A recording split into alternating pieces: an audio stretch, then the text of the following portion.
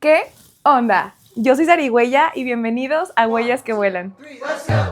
Porque saber es recordar quién eres, honrar de dónde vienes y volar hacia lo que sueñas. Porque a veces todo lo que necesitamos es escuchar una historia para volver a creer en la nuestra. Las opiniones y experiencias compartidas en este espacio pertenecen a cada persona invitada y no necesariamente reflejan mi opinión personal. Todas las historias son compartidas con pleno consentimiento para ser grabadas y difundidas. Huellas que Vuelan es un espacio de escucha y acompañamiento. Si algo de lo que aquí se comparte resuena profundo en ti, te invitamos a cuidar tu proceso y buscar el apoyo que necesites. Este es un poquito de lo que vas a escuchar en el capítulo de hoy. Me decía mi familia, es que tú tienes que ser fuerte por tus hijos. No sabes qué, vete al endocrinólogo. Voy con el endocrinólogo, llego con una endocrinóloga y me dice, no, ¿sabes qué? Tu problema es que estás gorda porque quieres. En mi familia no existe el renuncio. Pero la resiliencia también no quiere decir que voy a tener poder absoluto. Y yo lloré y yo le decía, ¿ya ves? No estaba mintiendo, era la verdad. O sea, yo estaba diciendo la verdad. Bienvenidos a un capítulo más de Huellas que Vuelan. Este día estoy muy emocionada. Yo cada día estoy más emocionada con mis invitados. Pero en este miniserie de la disautonomía tengo la fortuna de estar con Monse Martínez, quien me empezó a hablar del tema que yo la verdad nunca había escuchado. Si tú estás viendo este episodio y no has visto el episodio con la doctora Marce de León, por favor ve y chécate lo que es. Ay, yo chécate, mídete, muévete. Ay, no. Checa lo que es la disautonomía, en qué consiste. Como todo desde un punto de vista más clínico para que aquí puedas entender 100% la historia que Monse está por contarnos. Para los que no te conocen, ¿cómo te gustaría presentarte? Pues, hola a todos. Yo soy Montserrat Martínez, Monse Martínez, me dicen Mon. Soy docente de profesión y de vocación, de mucho amor. ¿De primaria? De primaria. Pues todo esto viene de un amor y de un estilo de vida, desde mi infancia y de mis papás. O sea, el amor y la vida de la docencia, porque es un estilo de vida. El ser docente. Sí, y vienes de una familia que tus papás, tus hermanos y no sé si vengan tus abuelos o así, pero sí. Cuéntanos dónde pues crees, cómo es tu contexto familiar. Mi contexto familiar viene de una familia muégano, donde todos, desde siempre se ha procurado que papás siempre han estado presentes, familia siempre ha estado presente, todo muy pues tranquilo y pues en mi normalidad eso es lo básico, ¿no? Que mamá y papá siempre estén ahí, pero en la medida pues obviamente sucede que pues pasa el tiempo y empieza a surgir el desconocimiento, ¿no?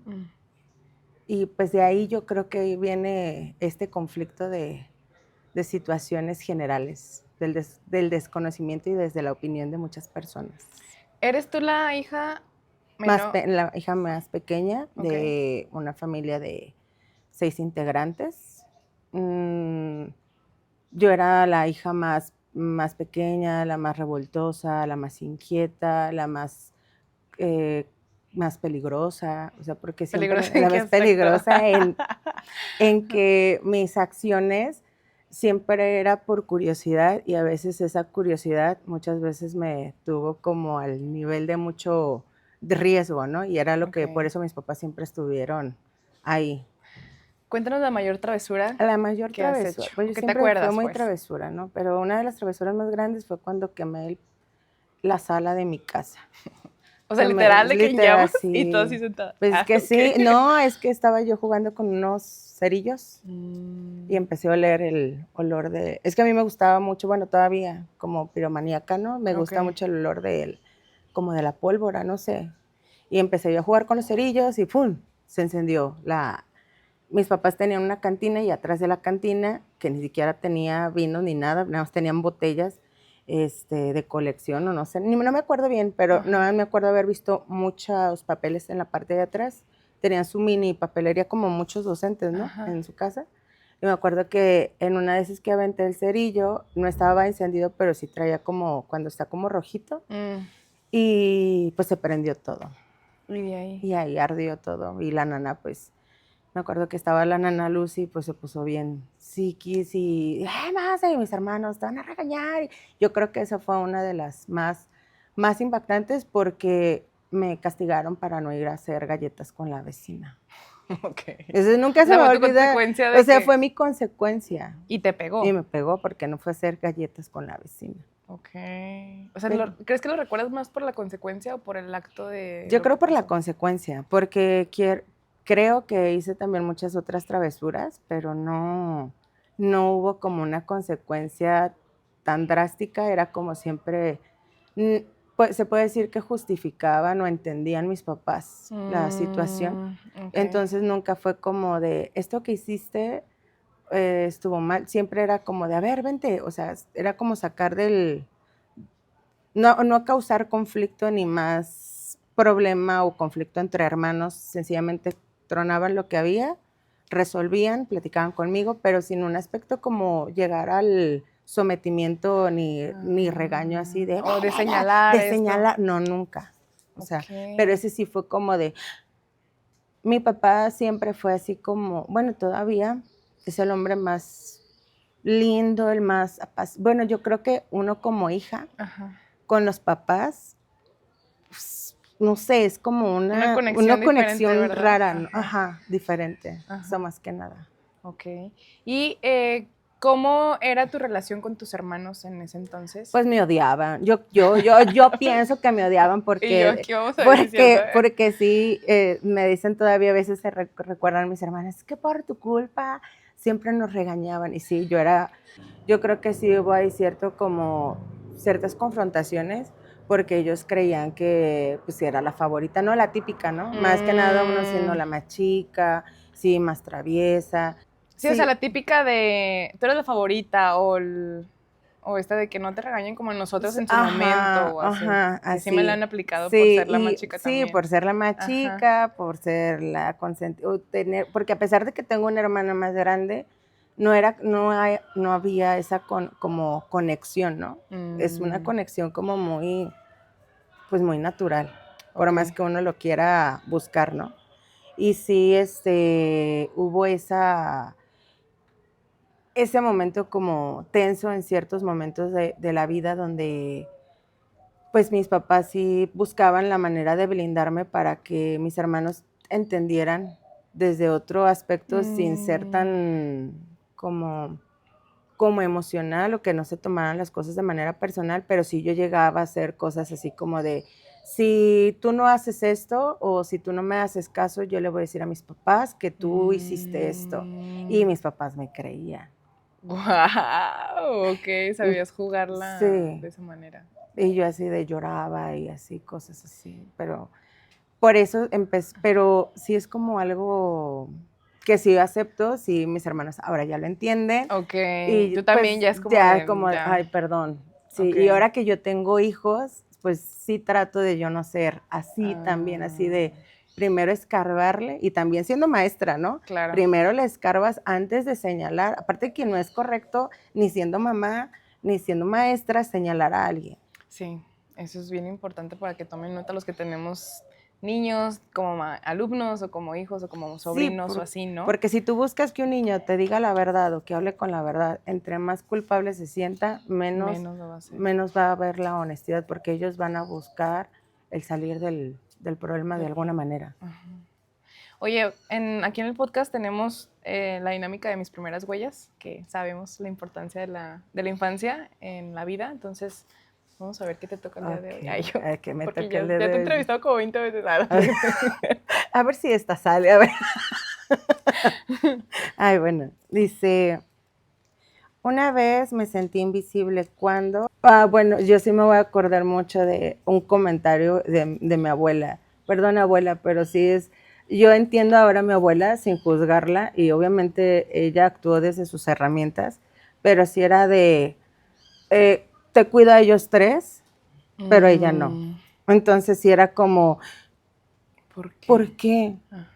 Entonces yo quiero creer ahora, pues si yo era una persona de ¿cómo se dice? Súper demandante, donde los únicos que tenían las herramientas para poder darme estructura eran mis papás, con la tranquilidad y apacibilidad sin llegar al... o sea, sí. Ok. Entonces... Oye, entonces, a ver, ¿en qué momento ¿empiezas a sentirte diferente? O como a cuestionar ya sea tu sensación del cuerpo o emocionalmente, o a decir algo pasa conmigo que no es normal que... Toda la vida me he sentido yo diferente. Cuando yo desde siempre he querido encajar en algún lugar, ha sido difícil, porque hablamos, yo en todo lo que me ha tocado vivir, experimentar, siempre soy mucho de investigar lo que siento y lo que está pasando para yo poder entender, ¿no? Y una de las situaciones donde yo dije, quiere decir, existe, nos hablamos de un término, es que los niños normales. Ajá. Entonces, bueno, hablando en términos de psicología es lo típico y lo atípico.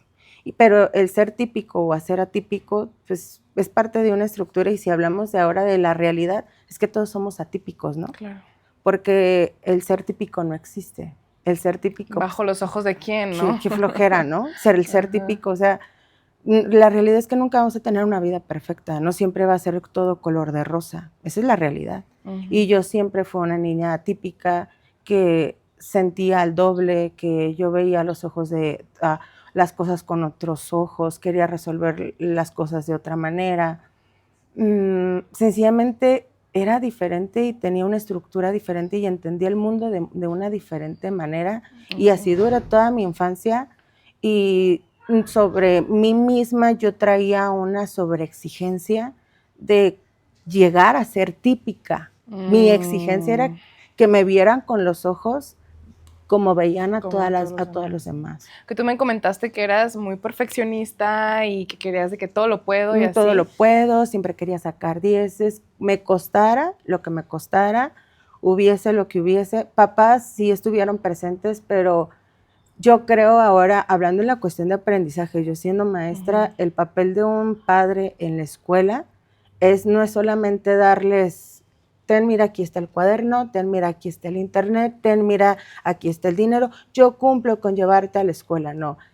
La guía va más allá y el aprendizaje del niño, el desenvolvimiento y la socialización va desde estructuras de casa, desde los valores, sí, claro. Desde que te expliquen qué es la honestidad. La honestidad no es solamente decir la verdad, decir la mentira, sino aceptarte y aceptar lo que eres y ser honesta contigo mismo, tanto como papá, como maestra y como persona, ¿no? Que luego ya creces como adulto y dices, no manches, ¿no? Esto no cuadra, o sea, y hay cosas que tú dices, esto sí va conmigo y esto no va conmigo. Y una persona, por ejemplo, algo que sobresale mucho desde mi infancia es el trastorno de déficit de atención con hiperactividad, que existía, pero yo era hija de maestros, era mal visto. Era mal visto que una hija de maestros... Más señalada, ¿no? Todavía. Fuera así, o sea, era como el oscuro secreto, ella lo tiene, y pues obviamente no había toda la investigación, todo lo que ahorita hay, que es como que está de moda hoy en día, ¿no? Está de moda ser neurodivergente, porque no es de moda, sino que te das cuenta que en la realidad, con los sobreestímulos que tenemos, con la vida que tenemos, el ritmo que tenemos, muchas personas aún no eran neurodivergentes, la vida te ha llevado a ser neurodivergente por el estilo de vida que tenemos. Ay, sí, que yo cada vez que pasa el año sí digo, no manches. ¿Qué está pasando, no? Porque antes sí podía esto y ahora ya... Y esa sobreexigencia que aunque nadie te lo diga, tú inconscientemente te comparas con la persona de hace 10 años, con lo que te digo de las edades. O sea, tengo 36 años. Hace 6 años era diferente, hace otros 10 años era muy diferente. Claro. Sí, pues es que vamos en constante movimiento. Oye, y entonces, Monse, por ejemplo, vamos a centrarnos ya en tu pubertad, adolescencia. Cuéntame lo más difícil que viviste en ese momento para ir entendiendo, o sea, por ejemplo, me habías hablado del trastorno como alimenticio que tuviste. Sí, mira, todo viene generado justamente, hablamos desde la familia, ¿no? En mi familia se había normalizado mucho el estar delgado. Yo veo el estar delgado para mí en ese tiempo, a comparación del cuerpo de una niña de esa edad, era no tener, o sea, ser cuerpo de niña, ¿no? Entonces, cuando yo empiezo en mi desarrollo, yo empiezo a agarrar curvas. Y no curvas hacia adelante, o sea, curvas. Y algo que yo me destaco mucho era que no me gustaban mis cachetes. Y yo decía, es que, o sea, yo no me veía el cuerpo, yo me veía la cara. Y yo decía, es que mi cara es redonda, mis pómulos son grandes. Señal de que estoy gorda. Y aparte de que siempre, hey, gorda, hey, esto, o sea, comentarios de mis hermanos y que obviamente lo hacían por molestar, pero se van al subconsciente y hablamos de una persona hipersensible que no estaba tratada y que ese gorda no era un gorda como gorda, o sea, Sí, era un gorda literal. literal, no era un gorda literal, para mí era un gorda, pero ¿por qué? ¿Por qué me dices gorda? A ver, ¿sí estoy gorda? O sea, era como el trasfondo, más allá de la palabra, ¿por qué me estás diciendo así? Y toda mi vida ha sido así, siempre el preguntarme y cuestionarme por qué está pasando algo o por qué estoy sintiendo algo o por qué alguien está reaccionando. Siempre al querer entender, ese ha sido siempre mi problema, el querer entender todo a profundidad, no a... Entonces llegas a un momento donde dices, estoy gorda. Aún no estaba gorda. Yo, en verdad, aún no estaba gorda. Digo, aún no estaba gorda. Y sí pasa, ¿no? Que a mí también veo fotos de cuando tenía, no sé, 14, 15 años y digo, ¿por qué me sentía bien? Sí, ándale. ¿Qué dices? O sea, ¿por qué no disfruté mi cuerpo? ¿Por qué no me sentía bien en ese momento? Pero sí, era así como de... Fui señalada muchas veces y mi familia era algo normal el que entre mi abuela, mi tía, mi mamá tomaran productos para adelgazar. Y ya cuando vieron mi trauma, pues mira, tómate estas pastillas. Y yo me acuerdo que empezaban con ese, sigo sin acordarme cómo se llamaba ese bendito medicamento, que lo único que sí hizo fue suprimirme el hambre. Y me acuerdo que vivía comiendo o a veces sin comer, ¿no? Pero antes de eso sí fue como un proceso en toda la pubertad, donde yo me sentía mal conmigo misma, empecé a hacer cosas que no tenía, provocarme el vómito, dejar de comer, tener esa dismorfia corporal que lo he hablado mucho con Marce, o sea, yo le dije, es que, ¿cómo es posible que hay días donde me siento toda una diosa y hay días donde no me puedo ni ver en el espejo? Y es un trastorno alimenticio, anorexia, bulimia, que estuvo en un tiempo, pero que no hubo como el espacio y el momento de atención fue el espacio y la atención en ese momento con las herramientas que tenían mis papás y la economía que tenían también mis papás fue de, vente, mejor me aseguro que comes, que no comes, y te trato de blindar para que las personas ni tus hermanos te digan nada y no te molesten. Pero, y su plan era, no les hagas caso, pero el no hacer es como, no sé, bueno. Sí, es como ánimo, échale, sí, es cuando tú te sientes así de, no inventes, échale ganas, así, algo así, que vuelvo a repetir, o sea, no es por juzgar a mis padres, pero sí hablamos desde una realidad de que existió, que no por eso está pasando todo esto, pero sí fue algo que me marcó, que obviamente ahora... en ese momento que me sentía tan fuera de sí, porque también venía de una escuela de rancho y después llegar a una secundaria que era de ciudad, el que ellos tenían más libertades que yo, el querer hacer cosas y empezarme a querer exponer en cosas que eran peligrosas. Te comentaba, o sea, yo empecé a fumar a los 12 años, a escondidas de mis papás. Claro que nunca se dieron cuenta. ¿Por qué? Porque Monse en ese tiempo sacaba muy buenas calificaciones, era las del cuadro de honor, era la niña perfecta, lo que supone que un padre dice, mi hija le va bien en la escuela, deja darle todos los permisos habidos y por haber. ¿Tú te ibas de fiesta? En las casas de los amigos, y pues en las casas de los amigos, pues... no se hace nada. No se hace nada, pero sí se hacen muchas cosas que lo que pasa en la casa se queda en la casa, ¿no? Y sí fue así como de, pues sí fue un momento que yo tengo todavía, hablábamos de los momentos que tenemos bloqueados de nuestra existencia y todavía en terapia siguen saliendo cosas que digo, sí es cierto. O sea, qué importante es ir a terapia para desbloquear esas cosas y no repetir los mismos patrones. Sí, yo he encontrado muchas personas que satanizan la terapia, de la terapia muchas personas ven que la terapia es para débiles. Y si vieran todo el proceso que uno tiene que tomar. ¿Cuál débiles? Al contrario, necesitan unos buenos para poder dar el paso y aceptar la situación. ¿Cómo sales de este trastorno? ¿Qué o quiénes te apoyaron para esto justamente mis papás me llevan, pues no me llevaron al psicólogo, pero sí fue llevarme con una nutrióloga. Me acuerdo que la nutrióloga me normalizó mi alimentación de una manera muy apacible, hasta poniéndome dulces en un menú. Okay. Un jugo Jumex, o sea, cosas que digo, ¿por qué me puso eso, no? Que pues está bien porque eras una niña, pues, pero imagínate ahora con lo que está en las escuelas, ¿no? Que quitan todo, quitan todo de las escuelas y llegan los niños y tienen su menú más corto, pero a pesar de que el gobierno haya hecho eso, los papás le siguen mandando cosas a la escuela. Sí, le siguen mandando los dulces, le siguen mandando el jugo, o sea, no sirve de nada que el gobierno ponga algo o quiera hacer o quite algo si la conciencia viene desde nuestras casas. Sí, no, volvemos a lo mismo, la educación viene desde casa y desde esa raíz. Porque es más fácil mandarles un panquecito, unas papas y un jugo en vez de partirles la fruta y, o sea, es complejo, ¿no? Y uno los entiende, la verdad, y más que nada uno en esta vida tan... rápido, sí. Ajá. Oye, entonces, para todo esto, ¿tú nunca habías escuchado la palabra disautonomía? ¿No te habían diagnosticado? Nada. O sea, en tu vida seguiste de que, bueno, ya superé esta situación de bulimia, anorexia, sigues en la prepa. ¿Qué pasa en esta etapa que cambia tu vida o que hace como un antes y un después? Pues yo puedo entender, por ejemplo, la prepa es algo todavía, es un proceso que sigo trabajando en terapia porque todavía no lo hemos escarbado tanto, pero en la diferencia donde era Monse y a la Monse de ahora viene a partir justamente donde yo me empiezo a sentir anormal, fue justamente cuando entro a la licenciatura. Okay. Y en la licenciatura es ahí donde yo digo... No me preguntes mucho de la prepa porque no recuerdo mucho de la prepa, o sea, recuerdo ¿Fue muy automático? Sí, entonces fue como muy automático. Okay. No recuerdo algo que tú digas, algo importante, algo que me haya...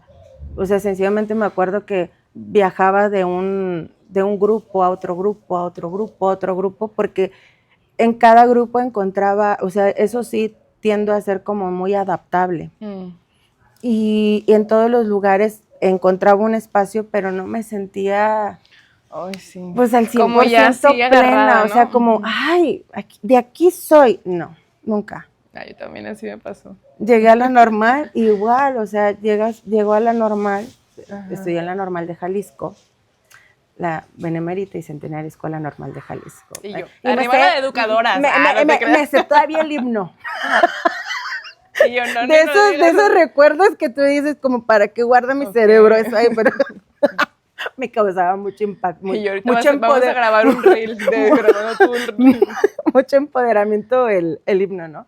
Pero bueno, llego a la normal y en el primer año me acuerdo que bajé mucho de peso por justamente este medicamento que te decía, que mi tía trabajaba en una farmacia y vendía ese medicamento, sí, ¿cómo se llama? Sí, ya me acordé, Silbultramida, algo así. Okay. Debemos de investigar, sí, porque era un medicamento que antes que saliera el Orlistat y esas cosas raras que no investigues porque eso sí es muy feo.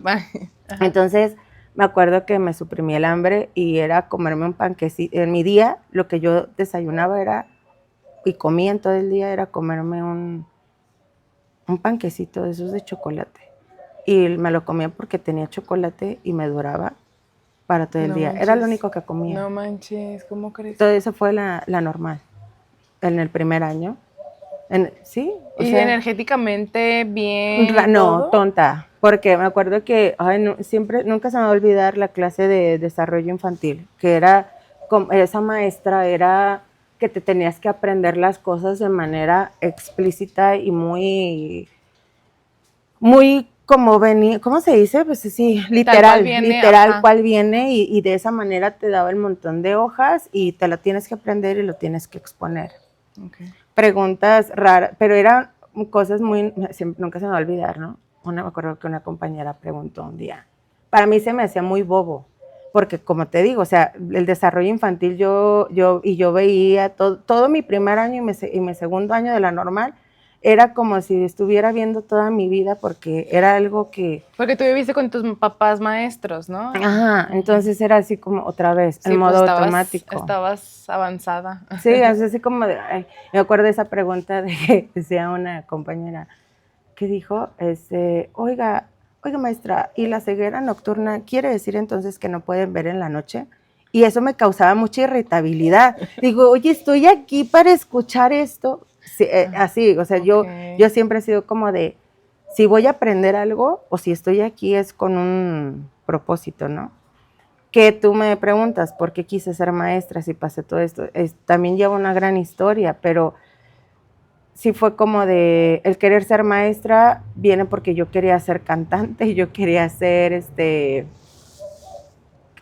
chef, quería estudiar gastronomía. Y mi mamá me acuerdo que me dijo, ay hija, para que cocines, cuando te cases, vas a cocinar mucho. Y me acuerdo mucho porque me acuerdo que yo quería esa licenciatura y costaba 25,000 pesos el mes. Y mis papás dijeron, no, hija, es que esto sí se sale de nuestro presupuesto. Y mi mamá sí me lo dijo, pero mi papá fue así de, mira, mi amor, no podemos, pero mira, estudia la docencia, acuérdate que a ti te gustaba mucho. Y en eso sale el recuerdo de que cuando tenía el problema de alimenticio, yo diario estaba con ellos y me ponían a cubrir grupos. Okay. Entonces cubría grupos. Y ¿tú a los cuántos años? A los 12 años, 12, 13 años. Duró, todo lo que fue la secundaria, me acuerdo que estuve siempre con ellos en la primaria, supliendo maestros que no iban de gratis, ¿no? Y era una naturalidad, dice mi mamá, es que a ti se te da. Y yo tenía ese recuerdo también como olvidado, dije, sí es cierto. Entonces, pues, así llego a la docencia, aún a pesar de que intentamos esquivarla. Es que dicen que al final de cuentas cuando la docencia es para ti llega, ¿no? Ya sea tarde o temprano termina llegando. Aún a pesar de que estuve enojada 1 año, 2 años, ya en el tercer año ya que empecé, me acuerdo que llegó a mi vida la maestra Cristi Carrillo. Y es una maestra que a mi familia y a muchas personas que hemos estado en la normal nos ha dado mucho impacto porque es una maestra que viene a impactar a tu docencia y a la vocación. Y me acuerdo que ella me atrapó con el ambiente alfabetizador. Y el ambiente alfabetizador quiere decir el armar un aula y transformarlo en lo que estás haciendo. Me acuerdo que ese ambiente alfabetizador era un ambiente marino y estaban las tigras colgadas de papel crepe. O sea, como una experiencia, siendo hasta ya más grande, me dije, sí es cierto, esto. O sea, después de tantos años, esto sí me gusta. Ok. Pero no hubo un momento donde dijeras, ya me voy a salir, ya voy a tirar la toalla. Así. No, fue así siempre como de, siempre me han educado con la idea de, si empiezas algo, lo terminas. Y si lo vas a hacer, lo haces bien hecho. Bien. En mi familia no existe el renuncio, no. Y todavía hasta ahorita no se vale renunciar. Se vale tomar pausas, más no se vale renunciar. Bien. Aún sea lo que cueste, ahí estás, en el pie del renglón en todo momento. Y en las pausas que luego a veces son las que cuestan, ¿no? Como que aceptarlas y decir, bueno, sí, necesito una pausa, necesito ayuda para poder seguir. Eso, más que nada, necesito ayuda, no puedo, pero sí se pudo. Ya, pues, ahí más que nada fue como encontrar ese amor a la docencia y donde yo todavía era una persona, yo decía, aquí todavía entro en la normalidad, ¿no? Mientras que por dentro seguía sintiéndome diferente y que no encajaba en ningún lugar. ¿En qué aspecto? O sea, físicamente, ¿qué sentías? Físicamente siempre sentía mucha ansiedad, problemas para dormir. Siempre era buscar algo más que aprender o si había algo más en que escarbar. Y más que nada cuando empezamos a hacer lo de las prácticas que te mandaban a las escuelas, era mi misión, era lo que más amaba ya cuando te ibas a grupo a practicar desde tercer, cuarto semestre, ya te mandaban a grupos, aunque sea por una semana, y esa semana tú días, meses antes tenías que hacer una planeación, tener que conocer los libros, tener que preparar tu material, tus gafetes, tus frisos, todas tus copias. A mí dicen que les tocó el gel agro, ¿cómo se llamaba esa cosa de gel que para sacar copias? No, a mí me tocó ya la tecnología donde sacabas ya, copias. Bien, y yo, eso no me tocó. No, es que la gente dice, no, porque llegan los practicantes ahora a las escuelas y la verdad, disculpen, pero sí hay muchos practicantes que viven en modo el mínimo esfuerzo, ¿no? Siendo que a muchos, no sé si en nuestra época nos tocó la exigencia y el hacer todo bien y ahorita ya está todo raro, pero bueno, es otro tema. ¿En qué momento, o cuéntanos, danos este contexto de cómo llega Mati a tu vida? ¿Qué estaba pasando sabes, cómo viviste tu embarazo siendo madre soltera? ¿Cómo lo recibe tu familia? ¿Cómo lo recibes tú? Como que vamos a esta etapa de tu vida para ya después saltarnos a la cuestión del choque y del diagnóstico. Ok. ¿Va? Bueno, en introducción, contexto, soy mamá, tengo 3 hijos, un niño, una criatura hermosa que es mi ancla desde siempre y tiene 14 años, con él tuve que ser madre soltera.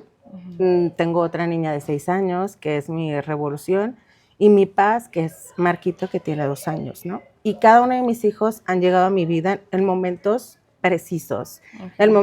Mis hijos han sido diosidencias, ¿no? Okay. Entonces, cuando yo, en ese contexto de cuando yo estoy estudiando, era un desorden mi vida.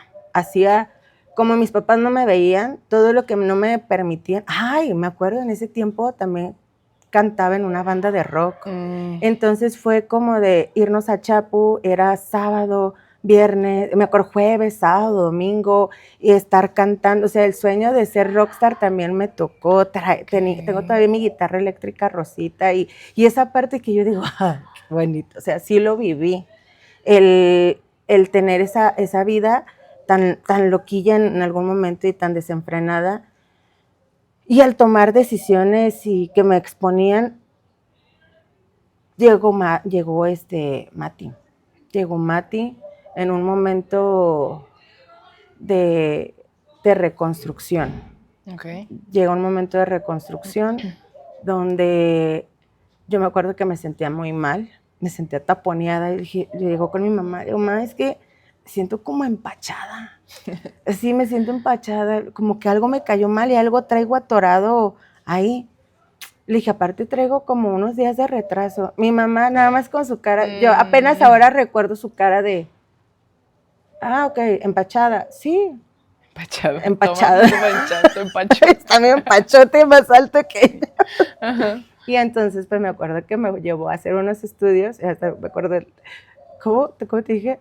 Le hacen un estudio de Gravidex y yo, ¿qué es eso? ¿Cuántas semanas tienes cuándo fue tu última regla? Ay, me acuerdo, el 5 de diciembre.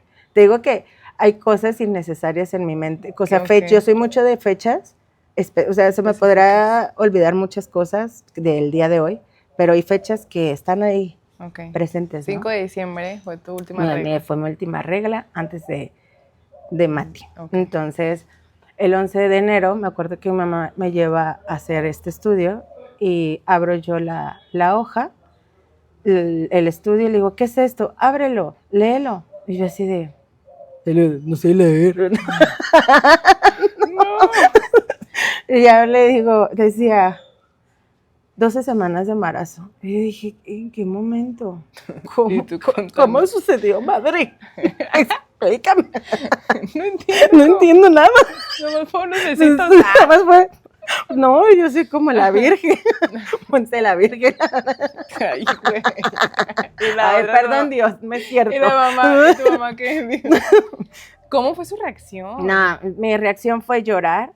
¿Y la de tu mamá? Y la de mi mamá fue de abrazarme y decirme, tranquila, no pasa nada. No es qué vas a hacer, ¿qué vamos a hacer? Ay, así dije, o sea, no fue así yo como esperaba que mi mamá en ese momento, no, yo sentía ya la desgreñada, sí, claro, la arrastrada en pleno laboratorio y todo, pero no, me sorprendió. Y yo dije, wow.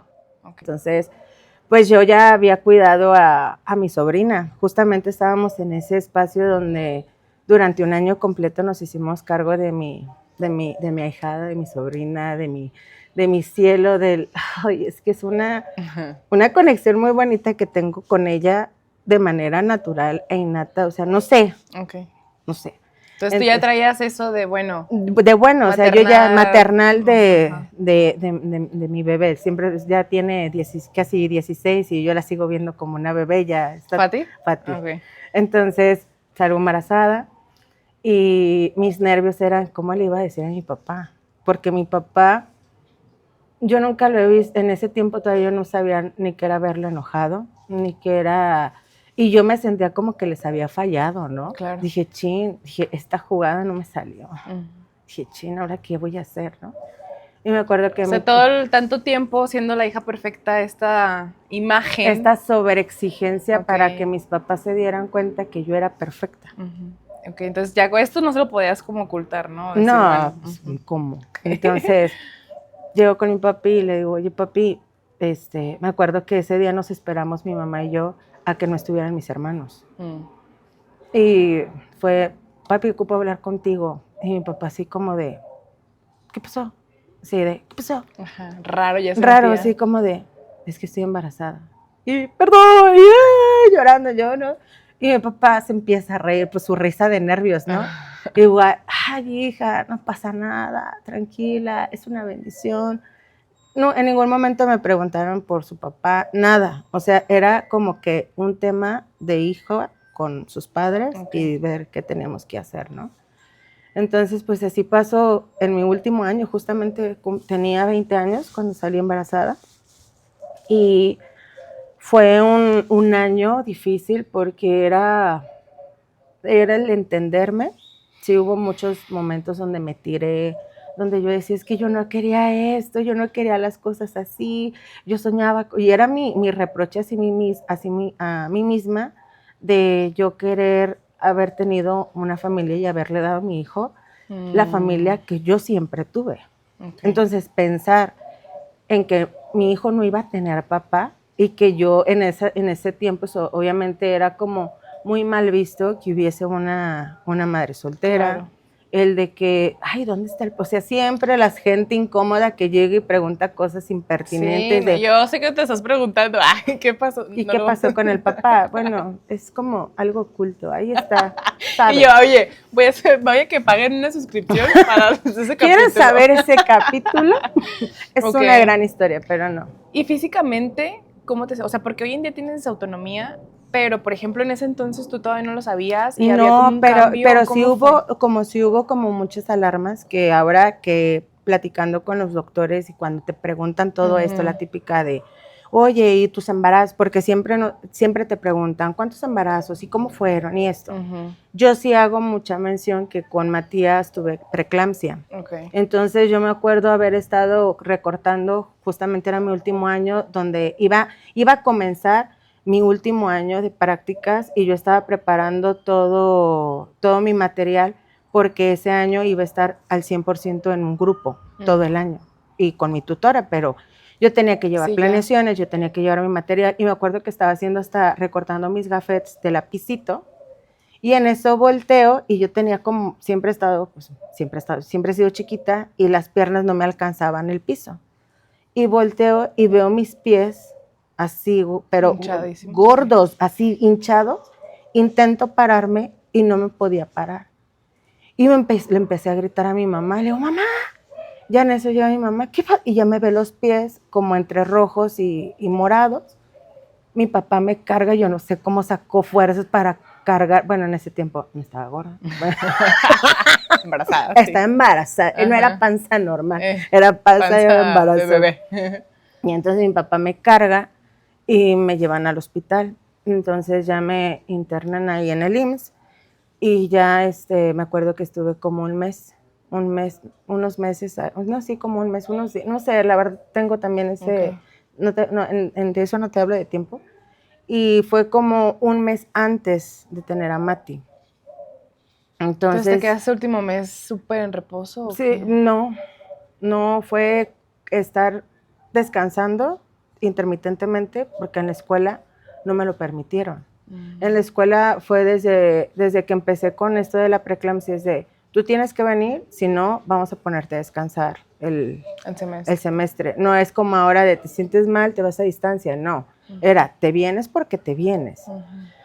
Entonces me acuerdo que pues ya pasó todo esto y me acuerdo que con Mati tuve que ir a programar mi cesárea el 24 de agosto.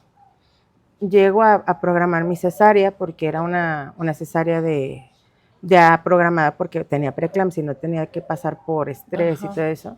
Llego y cuando llego a programarla me revisan y ya traía 6 de dilatación. ¿Cómo? No sé. O sea, ¿fue natural entonces? ¿O fue No, me hicieron pasar 21 horas de labor de parto. Nunca rompí fuente, nunca nada, entonces me acuerdo que llegó la doctora con una cosa así larga y me acuerdo que la metió, me abrió las piernas y ¡tras! Y jaló y salió y ponchó la fuente, ¿no? Y en eso ya me pusieron un cinturón para lo de las contracciones y ya, bueno, ya estaba yo yo estaba ya pujando cuando en eso dicen, ¡ay, es un parto de coronación compuesta! Venía la cabeza, Mati está muy cabezón, entonces estaba cabezón el niño y aparte traía la mano, entonces en ese momento, aún así de las 21 horas y de haber intentado todo eso, me la parten. Y desde ahí sí fue como extraño, ¿no? Ahí yo fui donde empecé a sentirme extraña. ¿En qué aspecto? En la presión, en como los zumbidos de oídos. Ahora enlazo los síntomas de ese momento a los de ahora y son muy parecidos, eran prácticamente iguales. Ahí es donde yo digo, ahí yo ya no era la misma persona. Okay.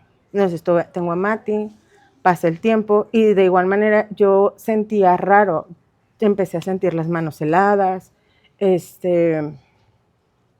taquicardia, sentía que me botaba el ojo, pero yo lo veía normal porque yo sentía que era por la ansiedad y el momento emocional que viví con él y todo esto. No, y aparte has dicho que la ansiedad siempre estuvo contigo, ¿no? Entonces lo habías normalizado en ciertos aspectos. Sí, el sentirme mal lo había normalizado. ¿En qué momento empiezas a decir, esto ya no es normal? O sea, necesito checarme, o tú me comentaste que luego te juzgaban de loca o no te creían. Todo empieza justamente ahí ya con el choque. Cuéntanos del choque. El choque fue ¿qué fue? Un 11 de febrero del 2016. Y me acuerdo que ese día yo iba hacia con una amiga que era la que me cuida, Matías, y yo estaba viendo el tráfico y el tráfico estaba detenido. Entonces yo visualizo y veo que a lo lejos viene una camioneta, pero empieza a avanzar sin nadie adentro. Y yo dije, estoy loca, y seguía volteando, yo seguía viendo y volteaba otra vez y volteaba otra vez. Pero no, o sea, yo en mi mente, a veces sí, cuando uno tiene TDAH, a veces como que imaginas o tienes alucinación o tienes como ciertos recuerdos que dices que, como déjà vus, ¿no? Ay, estuve en este momento, pero no sé, la verdad no entiendo todavía. ¿Eso tiene que ver, sí? Sí. Yo sí. Sí, es como de, ay, no sé, es como si estuvieras flotando y yo dije, no, es mi imaginación. Vuelvo a voltear y ya el tráfico que estaba, yo iba en el carro así y el otro carro venía así, el carro se mueve, no sé si se dio cuenta, pero avanza el tráfico de aquel lado y en eso, ya cuando menos recuerdo, ya tenía yo la camioneta ensartada en mí. O sea, no fue de que déjame muevo. No, es que no fue momento de, o sea, no fue... Me imagino que todo fue tan rápido también. Sí, ¿no? y lo peor de todo es que volteo y estaba en una primaria, fuera justamente de una primaria, estaban saliendo los niños. Fueron como muchos estímulos sensoriales, el timbre de la escuela, los niños saliendo, la gente que pitaba en el carro y yo también viendo la camioneta, ¿no? Entonces, en ese momento, yo ya no supe de mí. Ya, o sea, se me nubló la vista. O sea, un desmayo. Fue un desmayo, no sé qué sucedió. No sé realmente qué sucedió porque no había alguien conocido cerca de mí. Y la persona que cuando yo despierto estaba ya en la camioneta que me chocó. Eso no lo puedo creer. O sea, ¿cómo te sacan? No sé ni cómo me sacaron de la camioneta, del carro, no sé ni cómo movieron mi carro. Porque cuando pasa todo esto, le hablo a mis papás, le hablo en ese tiempo Marco, que era mi amigo. Y entonces, que hoy es tu esposo. Sí, que ahora ya es mi esposo. Ajá. Y entonces le hablo y llegan mis papás, llega Marco. Y, o sea, y ellos empiezan a resolver, pero yo estaba aturdida. Tiempo después ya, como a la semana, me acuerdo que ese día pasó el golpe, me dolía mucho la cabeza y traía la mano morada, como veteada. Ahorita mi mano está blanca, ¿no? Y entonces ese día traía la mano entre roja y morada y con vetitas blancas, como de este color, así, pero estaba raro. Entonces me lleva él al hospital y el doctor de ahí del hospital dice, no, es que nada más fue la contusión, no me hacen ninguna radiografía de la cabeza, nada más me hacen la radiografía de lumbares, para ellos fue un esguince cervical y lumbar y ya, me mandan con medicamento, no investigan más del desmayo ni nada, o sea, no hubo más. Ahí es donde yo me arrepiento mucho de no haber ido, fui a un particular y no fui al público, en ese tiempo también tenía ISSSTE, tenía IMSS, y pude haber ido y no fui por sangrona, pero realmente lo que sucede cuando tú tienes una contusión, hablando en un espacio público, ya en un servicio público hospitalario, tienen protocolos, como en todos los lugares, y en protocolos ellos ven que una persona que pierde el conocimiento, que tiene un golpe en la cabeza, y automáticamente hacen todo lo que te digo que tienen que hacer, porque cada vez que yo me desmayo o tengo este tipo de situaciones, siempre lo hacen. Aún sea fuerte o no sea fuerte el golpe, siempre lo hacen. Entonces ese día, pues no hicieron nada. Pasaron los meses y me acuerdo que estaba haciendo tarea con Mati, me levanto y me desmayo. Mati siempre ha sido un niño muy independiente. No sé cómo le hizo, le habló a mis papás. No manches. Y le habla a mis papás y cuando despierto yo veo a Mati y a mis papás. Me dicen, ¿estás bien? Volteo a ver mis manos. Y lo mismo. Y lo mismo. Y aparte los dedos muy morados. Y sentir los pies fríos, las manos frías. Y mi corazón, que yo sentía que se me iba a salir. Y el corazón lo sentía yo en la cabeza que me hacía así, ¿no? Me llevan al hospital y me dicen, no, es que en ese tiempo se pudiera considerar que yo estaba en mi mejor momento de salud y físico, ¿no? Hacía ejercicio en la mañana, hacía ejercicio en la tarde, cuidaba extremadamente mucho mi alimentación. Sí, a veces tenía momentos de descompensación donde no comía bien, pero todos mis estudios salían bien, ¿no? Entonces, cuando yo llego ahí, ay, es estrés, ay, es ansiedad, ay. Y como esa visita al hospital y ese desmayo, de ahí empezaron uno tras otro, tras otro, tras otro. ¿Cuáles fueron tus síntomas? Fueron desmayos. El primero fueron desmayos, pero cuando avisó lo primero, más allá del desmayo, fue el sentir las manos heladas, el sentir los pies helados, el ver que la coloración de mis manos era diferente, el sentir mi corazón siempre con taquicardia, el sentirme desganada, el empezar, y ya todo esto se le añadió el desmayo. Y es ahí donde no, esto es raro. Y desmayos donde, o sea, lo peor de todo es que cuando sientes el desmayo, sientes que va a venir, porque sientes cómo empiezas a perder fuerza. Y recuerdo ese día del primer desmayo que me empecé a sentir mal y mi instinto fue pararme a ver si me sentía mejor, tomar algo. O sea, yo quería ir a hacer eso, pero en lo que me paraba, ya no pude hacer nada. Y como muchos desmayos, muchas caídas, muchos accidentes, muchos problemas más que nada al conducir. Me destanteaba mucho el que pasaran los carros rápido y era así. Entonces, ese carro, justamente con el que me chocaron, durante esos 5 años que fue de buscar respuestas, encontrar doctores, lo destruí. Entonces, sí fue algo difícil, pero ahora en esa transición me encontré con gente muy buena, pero gente muy fea, diciéndome cosas como de, estás exagerando, eres una exagerada, eres una hipocondriaca, estás loca, son puras mentiras, quieres llamar la atención, no tienes eso. O sea, comentarios así o también comentarios súper alarmistas, a veces hasta de los doctores, que tú llegas así y no, es que a lo mejor es un aneurisma, no, es que a lo mejor es un tumor en la cabeza. Y hablamos justamente de lo que te digo, del desconocimiento. En ese tiempo, 2018, era muy poca la gente que conocía. Si ahorita todavía, pues estamos en el 2026, ya 8 años después, Y hay muy poca gente que la conoce. Ajá. Sí he escuchado, y por ejemplo, me habla mi esposo, a veces familiares, oye, fíjate que una amiga de la amiga que está preguntando, que tiene también lo mismo que tú, pásame todos tus contactos, porque sí, fue para encontrar doctores empáticos. Ay, Tuve que llegar a encontrar una doctora en Monterrey y una doctora en Playa del Carmen. Pero quien me diagnostica la disautonomía, todo empezó, y ese desajuste añadido fue el que se me haya ido mi regla. Okay. Se fue mi regla y yo dije, ay, esto también ya no es normal.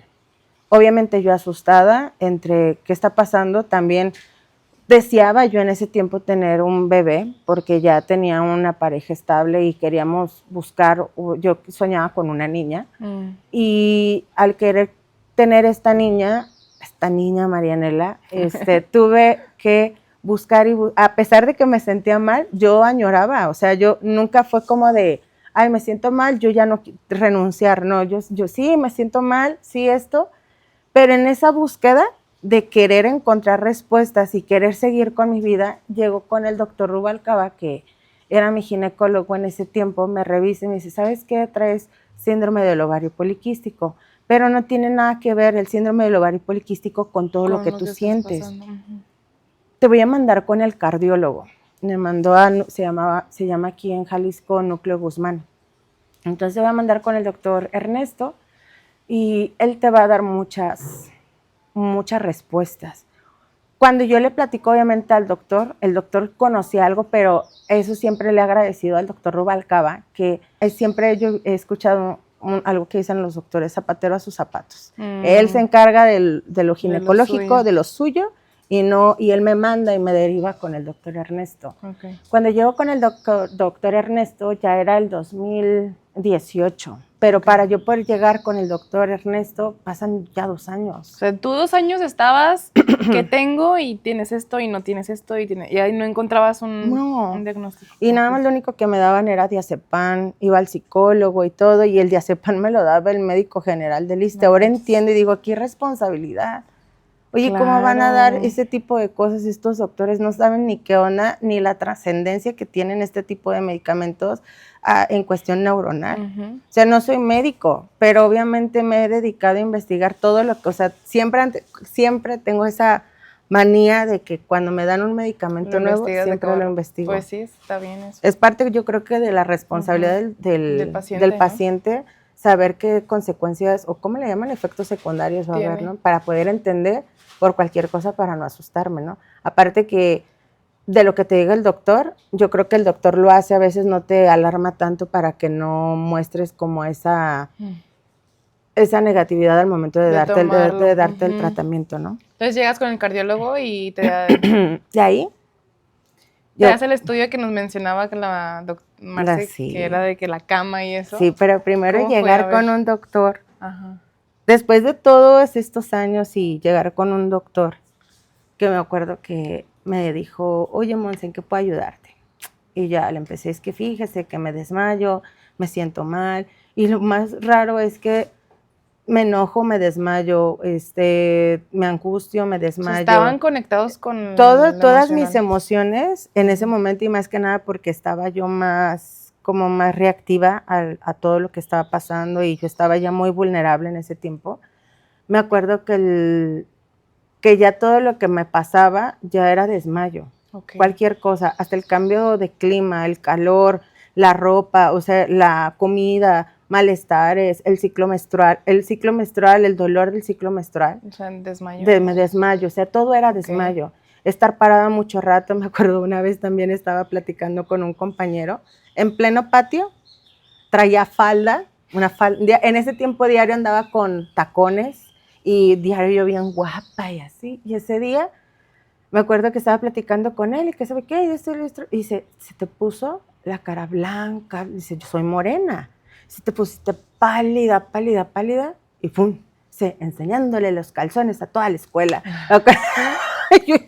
Yo, y es que aparte qué peligroso un golpe o así, ¿sabes? Sí, eso es más que nada lo peligroso de la disautonomía, ¿no? Sí. El saber que no sabes en dónde va a llegar o cómo va a llegar. Y es justamente la responsabilidad que tiene el paciente de ver las alarmas o los avisos para e identificarlos seguro. para sentirte seguro.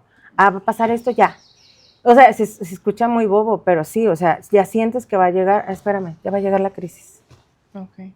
Y dicen muchos, oye, pero si ya sabes que va a llegar la crisis, ¿cómo la controlas? Es imposible controlarla. O sea, tú ya ahorita aprendiste a vivir con los síntomas y de saber en qué momento controlar o llevarlo de cierta manera. Ok. Sí. ¿Y qué te dice el doctor? Bueno, qué bueno que me retomas eso. Llegó con el doctor Ernesto y me dice, mira, te voy a explicar. Pues y se me hizo muy cómico que agarra una hoja y dibuja un monito así con bolitas y palitos. Se hace cuenta que este monito está en tu cabeza. Este círculo es tu sistema autónomo.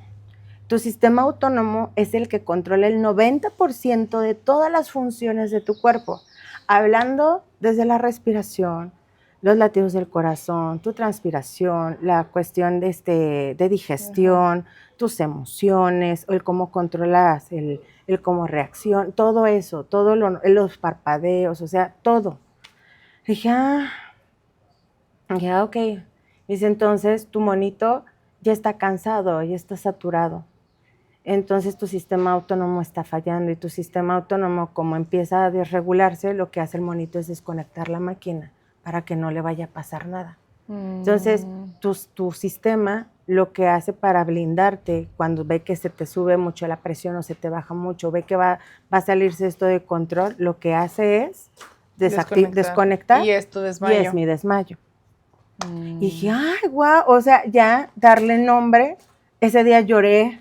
Iba ahora, en ese tiempo, mi novio, mi esposo, y yo lloré, y yo le decía, ¿ya ves? No estaba mintiendo, era la verdad. O sea, yo estaba diciendo la verdad. Es que, ¿qué sentiste después de tanta gente que te decía, estás mintiendo, estás juzgando? El nombre ahora se le da invalidación total en todo momento. Ahorita hablábamos, el sentirme invisible. Sentirse invisible, la invalidación a lo que sientes, a lo que pasa, el ser los ojos juzgones de la gente, los comentarios, fuera de lugar, innecesarios. No es tu vida, no opines. ¿Qué es lo más difícil o más fuerte que te han dicho y que te ha pegado así que dices, no mames, cállate? Pero que sí te ha dolido, pues. Me lo dijo alguna vez un doctor. Todo esto tú lo provocas. Ok. Dije, wow. Pues es mi culpa. Es mi culpa estar enfermo, es mi culpa. Sí, es mi culpa. Y yo dije, qué de falta, o sea. ¿Y cómo superaste ese comentario? Terapia. terapia. O sea, ¿por qué? Porque hay algo que hemos platicado mucho y es que ni la vida la podemos controlar, ni lo que sucede en nuestro cuerpo lo podemos controlar. Imagínate los comentarios de la gente. Tampoco. Claro, no manches. Oye, y somos personas, ¿no? Si alguien que te está viendo ahorita, te está escuchando y está pasando por esta situación de no manches, no me siento comprendida, no siento que me entiendan, me juzgan de loca, pero yo sé que no, ¿qué le dirías? O sea, que siempre va a haber una persona, siempre va a haber alguien ahí que te va a escuchar sin juzgar. Pero hay veces que nosotros no tenemos ese radar. Y las personas que van a llegar, poco a poco, cuando tú no te sientes comprendido, vas a generar ese filtro. Y ese filtro de seguridad de esta persona, te vuelves más selectivo, ¿no? Hasta con las personas que tienes a tu alrededor, aún sea familia. ¿Hiciste poda entonces de tu árbol también? Me hice poda de mi ser, o sea, de todo, hasta de mis propias creencias. ¿Qué fue lo que cambiaste? Algo que, el sentirme poderosa, el sentirme el yo todo lo puedo. Ahí fue una poda de donde tú dices, no puedo. Ay, qué fuerte. No puedo. O sea, la realidad es como un duelo, ¿no? Es un duelo que todavía se vive a los días porque cuando la disautonomía y cuando uno tiene un trabajo que es hablando de relaciones interpersonales, se vuelve desgastante porque, te vuelvo a repetir, no puedes controlarlo y las personas a tu alrededor o pueden ser gente que te da vitamina o gente que te chupa la energía y te chupa la estabilidad. Y aún tú quieras estar bien, cuando la gente está y ahí te hacen la vida imposible, a uno le quieras dar importancia, te drenan todo lo que te cuesta el estar ahí. Qué difícil, pero qué bueno, o sea, qué importante, como dices, hacer el cortón y decir. Sí, y ahí viene el ir a terapia, el saber cómo poner límites. Yo tenía la idea de que para poner límites uno tenía que ser grosero. Y no, o sea, he encontrado personas en mi existencia que me han enseñado a poner límites de una manera tan apacible, tan educada, pero a la vez tan segura. Okay. Y esa versión apenas la están conociendo las personas de mi alrededor. A algunos no les gusta y se van. Y a otras personas como de, a ver, ¿cómo haces esto? O sea, porque es importante. Okay. Es importante el llegar a ese espacio de introspección, de decir a ti mismo, esto sí me gusta, esto no me gusta, esto sí me gusta, no lo voy a permitir, y aún lo ame y aún lo quiera, no. No. Hablando familia, hablando de hasta mis hijos, ¿no? Mis hijos saben perfecto. Uno, por ejemplo, en el estereotipo de mamá, dicen que la mamá siempre tiene que ser la fuerte. Entonces ahora ver a mis hijos y mostrarles ese momento de vulnerabilidad. Al principio me decía mi familia, es que tú tienes que ser fuerte por tus hijos. Ay, sí, que eso lo he escuchado muchísimo. Y yo me quedo así de, no, es que yo tengo que ser fuerte para mí, porque si yo estoy fuerte y si yo estoy bien, mis hijos van a estar bien. Claro. ¿De qué me sirve estar fuerte y decirles a mis hijos que yo estoy bien si realmente no estoy bien? Y la importancia de enseñar que también está bien no estar bien, ¿no? Y sacar las emociones que se estén sintiendo en ese momento. Y que tu entorno entienda que no siempre vas a generar, también vas a necesitar. ¿Cuál ha sido tu mayor aprendizaje siendo mamá con disautonomía? El enseñarle a mis hijos que no hay que ser perfectos. ¿De qué manera se los enseñas? Desde mis propios errores. Ok. Hay veces, pues sí, realmente, imagínense, teniendo disautonomía, hay días que estoy bien, hay días que no estoy bien, hay días que les prometo las perlas de las virgen y les digo, vamos a hacer esto, esto, y amanezco mal. Chicos, hoy no, perdón. El hecho de, a mí me causa mucho conflicto el decir algo y no cumplirlo, ¿no? Sí. Entonces, pero mis hijos ya saben que en la medida de lo posible lo voy a hacer. Y también yo he aprendido a no prometer cosas o no, se escucha feo, pero no hacer planes a largo plazo. Porque por ejemplo, dicen, hay gente que le gustaría, no, es que yo estoy trabajando para que cuando yo termine de juntar mucho dinero, voy a ir acá, voy a ir allá. Yo soy de la idea, vive el día. Okay. Vive el día, vive el momento, porque tú no sabes si mañana vas a estar. ¿Qué dirías que son las cosas de tu día a día que te ha cambiado con tu diagnóstico? Mi diagnóstico cambia en los momentos de cada etapa de mi vida, ¿no? Fui una mamá con disautonomía con Matías, una mamá presente, pero a la vez queriendo entender y crecer junto con él. Por eso yo creo que es el más resiliente de mis hijos. Después con Marianela, el querer tanto estar ahí con ella y estar presente, y el querer desearla tanto y que desde un principio me dijeran, no puedes tener hijos. Que ahí llega con el doctor, el cardiólogo, ahí es donde me preguntabas, me hacen la mesa inclinada y aparece, mira, sí tienes disautonomía, te amarran a una mesa. Bueno, sí, es que literal es una camilla, te amarran. En ese tiempo nada más me pusieron una bata con tus pantaletas y llena de chupones y te ponen en una camilla, ¿no? Te conectan los chupones y te hacen firmar una hoja.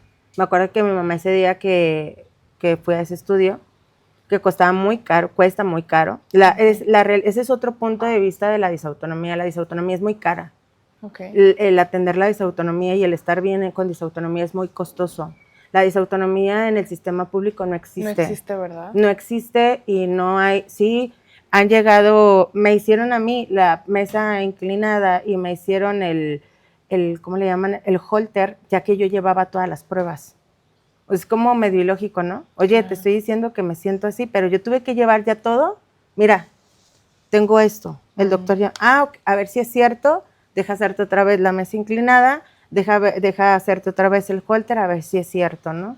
Entonces, esa lucha entre el querer estar bien, que también genera gasto, o sea, produce estrés. Claro. Porque es costoso, la mesa inclinada es costosa. En ese tiempo salía como 6,500, no quiero pensar cuánto sale ahorita, ¿no? Y me acuerdo que yo le dije a mi mamá me llevó, mi mamá la pagó, aún siendo yo ya una adulta de casi 28 años tenía en ese tiempo, Y mi mamá, no, tranquila, me ayuda ella a firmar la responsiva porque lamentablemente se decía que en ese estudio podía pararse tu corazón, sí, porque te provocan la crisis. Y a veces el provocarte esa crisis te llevan al límite y el límite no saben hasta dónde vaya a llegar. Y también estás firmando la autorización de que te van a poner adrenalina. Entonces tú no sabes con la adrenalina directa que vaya a pasar. Entonces, esa situación que yo dije, bueno, la incertidumbre de todavía me siento mal y todavía me voy a tener que exponer a esto, bueno, se logró, pasó, duré al 3er minuto de la mesa inclinada, me desmayé, de tener mi pulso, porque siempre manejaba una presión bajita de 160, se me fue a 188, 100, algo así, o sea, se disparó horrible, en menos de 3 minutos. El doctor, cuando ya me pongo mal, me acuerdo que me hablaba mi mamá gritando, hija. Yo, o sea, no, yo dije, no sé, me despertaron los gritos de mi mamá. Y dije, sí. Y dice, mamá, es que se paró la máquina, y es que se paró la máquina. Y yo así de, y el doctor así como, sí, o sea, hubo un microsegundo donde se paró mi corazón y el doctor ahí fue donde, rápido, ya. O sea, y eso es lo que a veces llega a suceder. Sí se llega a parar el corazón, pero en ese, por eso en ese desconecte del switch se apaga, pero vuelve como a, yo lo veo siempre como el reset, yo lo conozco como el reset, la crisis es el reset. Y ya cuando te sientes mal, llega la crisis, hay reset, y ya, te vuelves a sentir bien. Yo le decía al doctor, es que porque después de cada desmayo me siento bien. Sí, pues es el desconecte que necesitabas para poder seguirle. Ajá, la adrenalina, la potencia, y tú dices, ok, ya entendí. Pero para haber entendido todo eso, o sea, fue un caos. Claro. Conocer doctores muy feos, conocer doctores como el doctor Ernesto que llegó a mi vida, le dio el nombre a lo que tenía, y ir mucho tiempo ya con él, con el propanolol. En esa búsqueda llega Marianela, yo asustada porque estaba tomando ya medicamento, y me dice, tranquila. Cuando llego yo a un doctor angustiado y te dicen, tranquila, me dice él, vas a llegar a tu mejor momento. Las mamás, dice, una persona con disautonomía estando embarazada es su mejor momento. Y sí es cierto. Por eso amo tanto estar embarazada. O sea, mis 3 embarazos, los disfruté al 100. Y más el de Marianela y el del bebé. O sea, porque después de tanto caos, en esos 9 meses llegó la calma. Pude disfrutar mi cuerpo. Entendía que a lo mejor, tengo asco, pero era por el embarazo. Me siento mal, pero era por el embarazo. O sea, ya no sentías como esta presión de, no es lo mío. Y o sea, por ejemplo, hoy en día, en tu día a día, que dices, hay días buenos y hay días malos, ¿un día malo cómo se ve? Un día malo, ¿cómo se ve? Pálida. Bueno, para empezar, día malo, no me puedo ni despertar, me tienen que despertar. Me levanto, me duele todo el cuerpo. La disautonomía también tiene adjunta muchos otros padecimientos como la fibromialgia, la resistencia a la insulina, el SOP, a veces viene lo que es el Hashimoto. Mucho tiempo me estuvieron estudiando, pensaban que la resistencia no era resistencia, era Hashimoto. ¿Que eso viene siendo? Viene siendo como hipotiroidismo, pero un hipotiroidismo ya más que empieza como a verse más en el cuerpo, empiezas a tener como una jorobita, empiezas a perder mucho cabello, entonces se vuelve más complicado, viene como el desajuste metabólico más potente, porque el tener disautonomía en sí es un desajuste total de todo el sistema, no solamente es desmayarte, es que no funcione tu periodo, es que que muchas cosas alimenticias te caigan mal, es que días no puedes ni tolerar ni la ropa, hay cosas que no toleras ni el calor, ni el frío, las luces, el ruido, no. Oye, entonces, ¿y cómo sigues acá profesionalmente en la escuela y todo, sabes? Como porque me imagino un día que viste todo lo que mencionas, güey, ir a la escuela, pararte en un salón de clases con 40 niños, o sea, no manches, no, hasta ya me... ¿Cómo haces eso? Profesionalmente viene a marcar un cambio justamente el año pasado. Mientras antes, yo duré 10 años en una escuela Okay. Entonces, esos 10 años en esa escuela fue donde conocí mi enfermedad. Mi directora súper empática en todo momento. O sea, me vio, yo llegué a esa escuela, tenía 22 años. Entonces, me vio bien y me vio enferma. Okay. Entonces, ahí no tuve que validar absolutamente nada. Al contrario, era de, ¿cómo le haces? Y un día estar bien, y otro día, o sea, y ver esos cambios, mis amigas igual, o sea, cómo ir en esa transición de me vieron soltera con el bebé, después casada, embarazada, y justamente cuando salgo embarazada de mi tercer bebé, que fue un descontrol total, porque es ahí donde yo digo, Dios, ¿qué estoy haciendo? Se me va mi regla, y yo después de que tuve a la segunda niña, y pues yo seguí sin cuidarme porque yo también, pues, tengo ovario poliquístico, no va a salir embarazada, no pasa nada. Okay. Y yo siento que fue parte de irresponsabilidad mía. Yo lo veo así porque imagínate que hubiese pasado algo. Y no es porque le saque tener un bebé especial, pero ¿qué pasaría si más allá de un bebé especial fuera un bebé que no, ¿cómo le llaman? Que hubiese tenido, que su vida no hubiese trascendido por mi responsabilidad, o que hubiese querido atraer a alguien al mundo y con esa irresponsabilidad y con ese desconocimiento de todo lo demás que puede conllevar, ¿no? Claro. Y siendo que tenía ya otros 2 hijos, ¿no? Ajá. Fue mucho lo que cuando yo... O sea, pero en cuestión de no cuidarte para salir embarazada. Ajá. Okay. O sea, más que nada en ese aspecto, porque en todos aspectos yo me estaba cuidando, o sea, con medicamentos, me sentía bien, y así. Pero justamente después de que pasa la pandemia, se me va mi regla al 100%, y fue donde yo dije, ¿qué está pasando? Entonces yo dije, estoy embarazada. No. Llego con la doctora Marcia nuevamente y le digo, oiga, fíjese que así, me siento así, así. Tratamos de controlar todo con inositol, con D3 y con suplementos alimenticios, y cambio 100% de alimentación. Y en esa transición, ¡pum!, que te subo 20 kilos, aún a pesar de estar al 100, haciendo ejercicio en la mañana. O sea, ¿Y fue por el ovario poliquístico? Y fue por el ovario poliquístico. Okay. Entonces yo dije, ¿qué está pasando? La doctora Marcia es de Monterrey. Y la doctora Marcia me dice, mándame todos tus estudios. Es nutrióloga clínica, entonces obviamente tiene mucho conocimiento en la cuestión de medicina y todo lo que son desajustes metabólicos y todo esto, ¿no? Entonces me manda a hacer estudios, y entre ellos me manda a hacer uno muy específico que se llama índice HOMA. Okay. Al momento de hacerme el índice HOMA, se da cuenta que mi insulina y mi glucosa estaba bien, por eso no se veía nada, y pensaba llegar con endocrinólogos, porque antes de la doctora Marce iba también con un nutriólogo aquí, y el nutriólogo me dice, no, ¿sabes qué? Vete al endocrinólogo. Voy con el endocrinólogo, llego con una endocrinóloga y me dice, no, ¿sabes qué? Tu problema es que estás gorda porque quieres. Y yo dije, oye, es que mi esposo, me acuerdo que en ese momento se molestó mucho y le dijo, no, es que estamos aquí justamente porque mi esposa está haciendo ejercicio, tiene a su otra doctora, oye, estamos haciendo las cosas bien.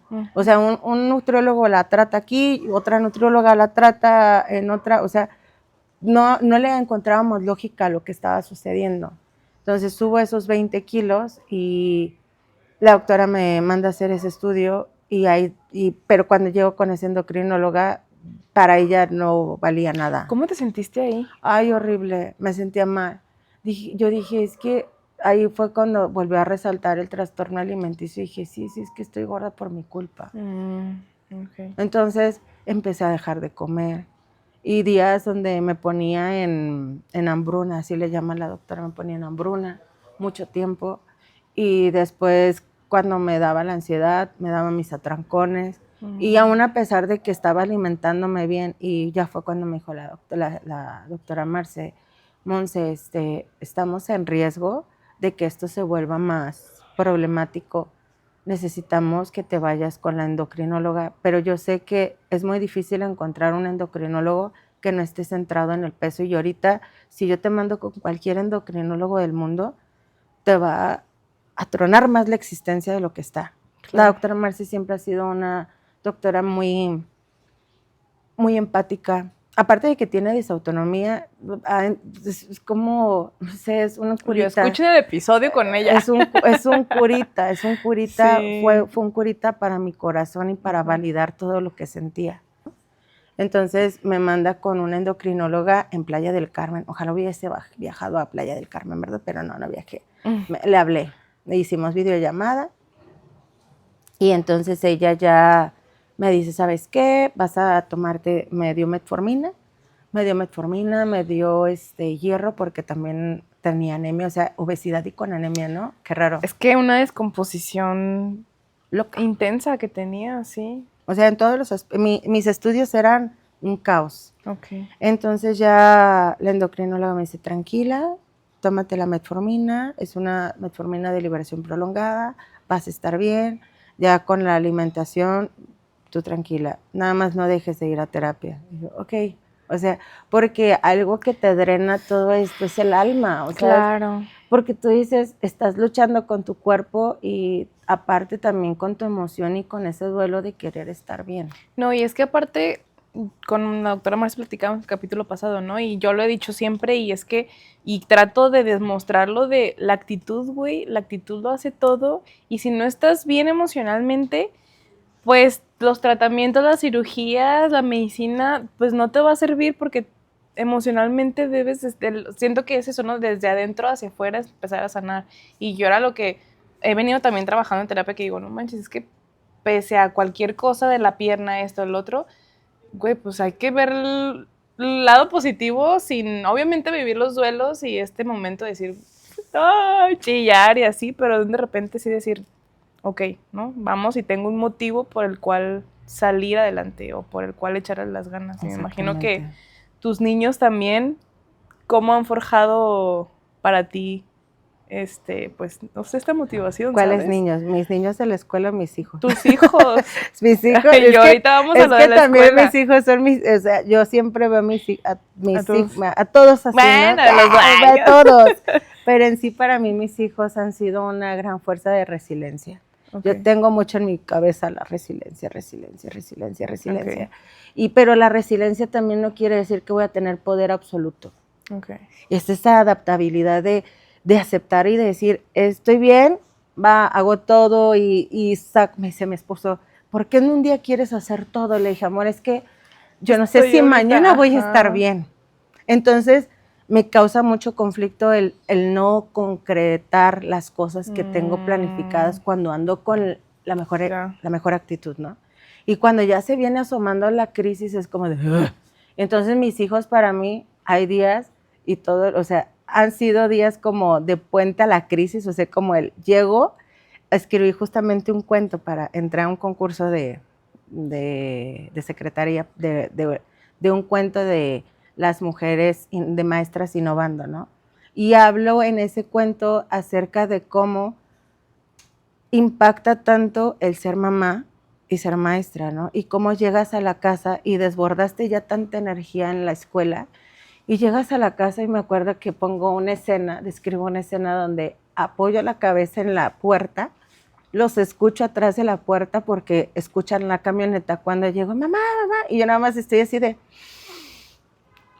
Respiro y saco todo y más de la paciencia que me queda, porque son niños y lo único que quieren es mamá, y escúchame mamá, y mamá esto, y mamá lo otro. Entonces, es esa vitamina que yo llego a casa y que me mantiene existiendo. Okay. Y cuento otra parte nostálgica en el cuento, en la parte final, que ya cuando se suben a dormir, estoy con mi esposo y me desmorono.